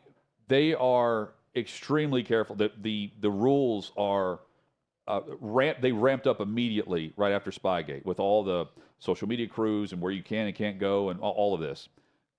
If they had hard evidence that he knew what was going on and it was much like the Spygate with the NFL and the optics of sports wagering, they're not going to put up with that. That's where the whole idea that they could block him based on the bylaw that from Goodell, where he wouldn't qualify to be a head coach or wouldn't qualify to be hired amongst the 32 teams. That's where it would come in. Otherwise, I mean, he's going to be the head coach. To me, Connor Stallions would be in the league right now in Denver had Jim Harbaugh taken the job at the Broncos last year. That's crazy to think about. Because Harbaugh knew. Use common sense here. The dude is on the sideline with the coordinators, waiting on the call to come in from across the field. And Harbaugh didn't know who this dude was. I mean, is he Central Michigan staff? They have no idea who this guy is in Central Michigan gear on our sideline for week 1 against Michigan State. No clue. I mean, you can deny. It's what you can prove. The NFL would have to prove it, but they won't be doing the investigation, Kelly. It'll be the NCAA, and this will be 3 years down the road. Unfortunately, Michigan's program and future players will be punished. Of course, that's how it always is. Yeah. All right, guys. And finally, going all the way across country down to Los Angeles, and the LA Dodgers will win multiple World Series with Shohei Ohtani. Oh, what do you want me to say? That me and my friends in our gambling group chats are already chomping at the bit to take the Dodgers under next year, the regular season win total under. That doesn't mean they're not going to win a World Series, but I do think that there is going to be such an overreaction in the marketplace that we're going to have to wait till right before Game 1, right? In April, we're going to have to wait till then. But there is going to be such an overreaction to his signing. Oh, yeah. I mean, how many games do people think he's going to win? I mean, what is it going to be, 89 games, 88 games?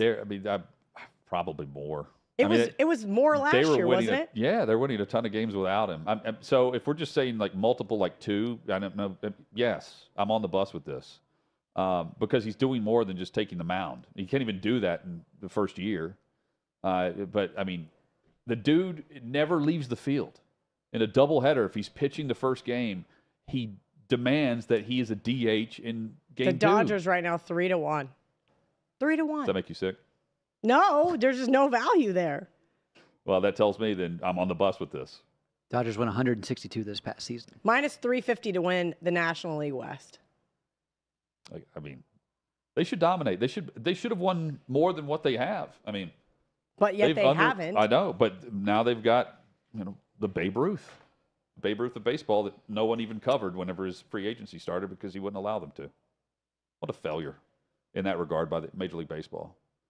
In their off season where no one's talking about you because football is being played, you have the greatest free agent ever available, and the player says, "Nope, teams can't.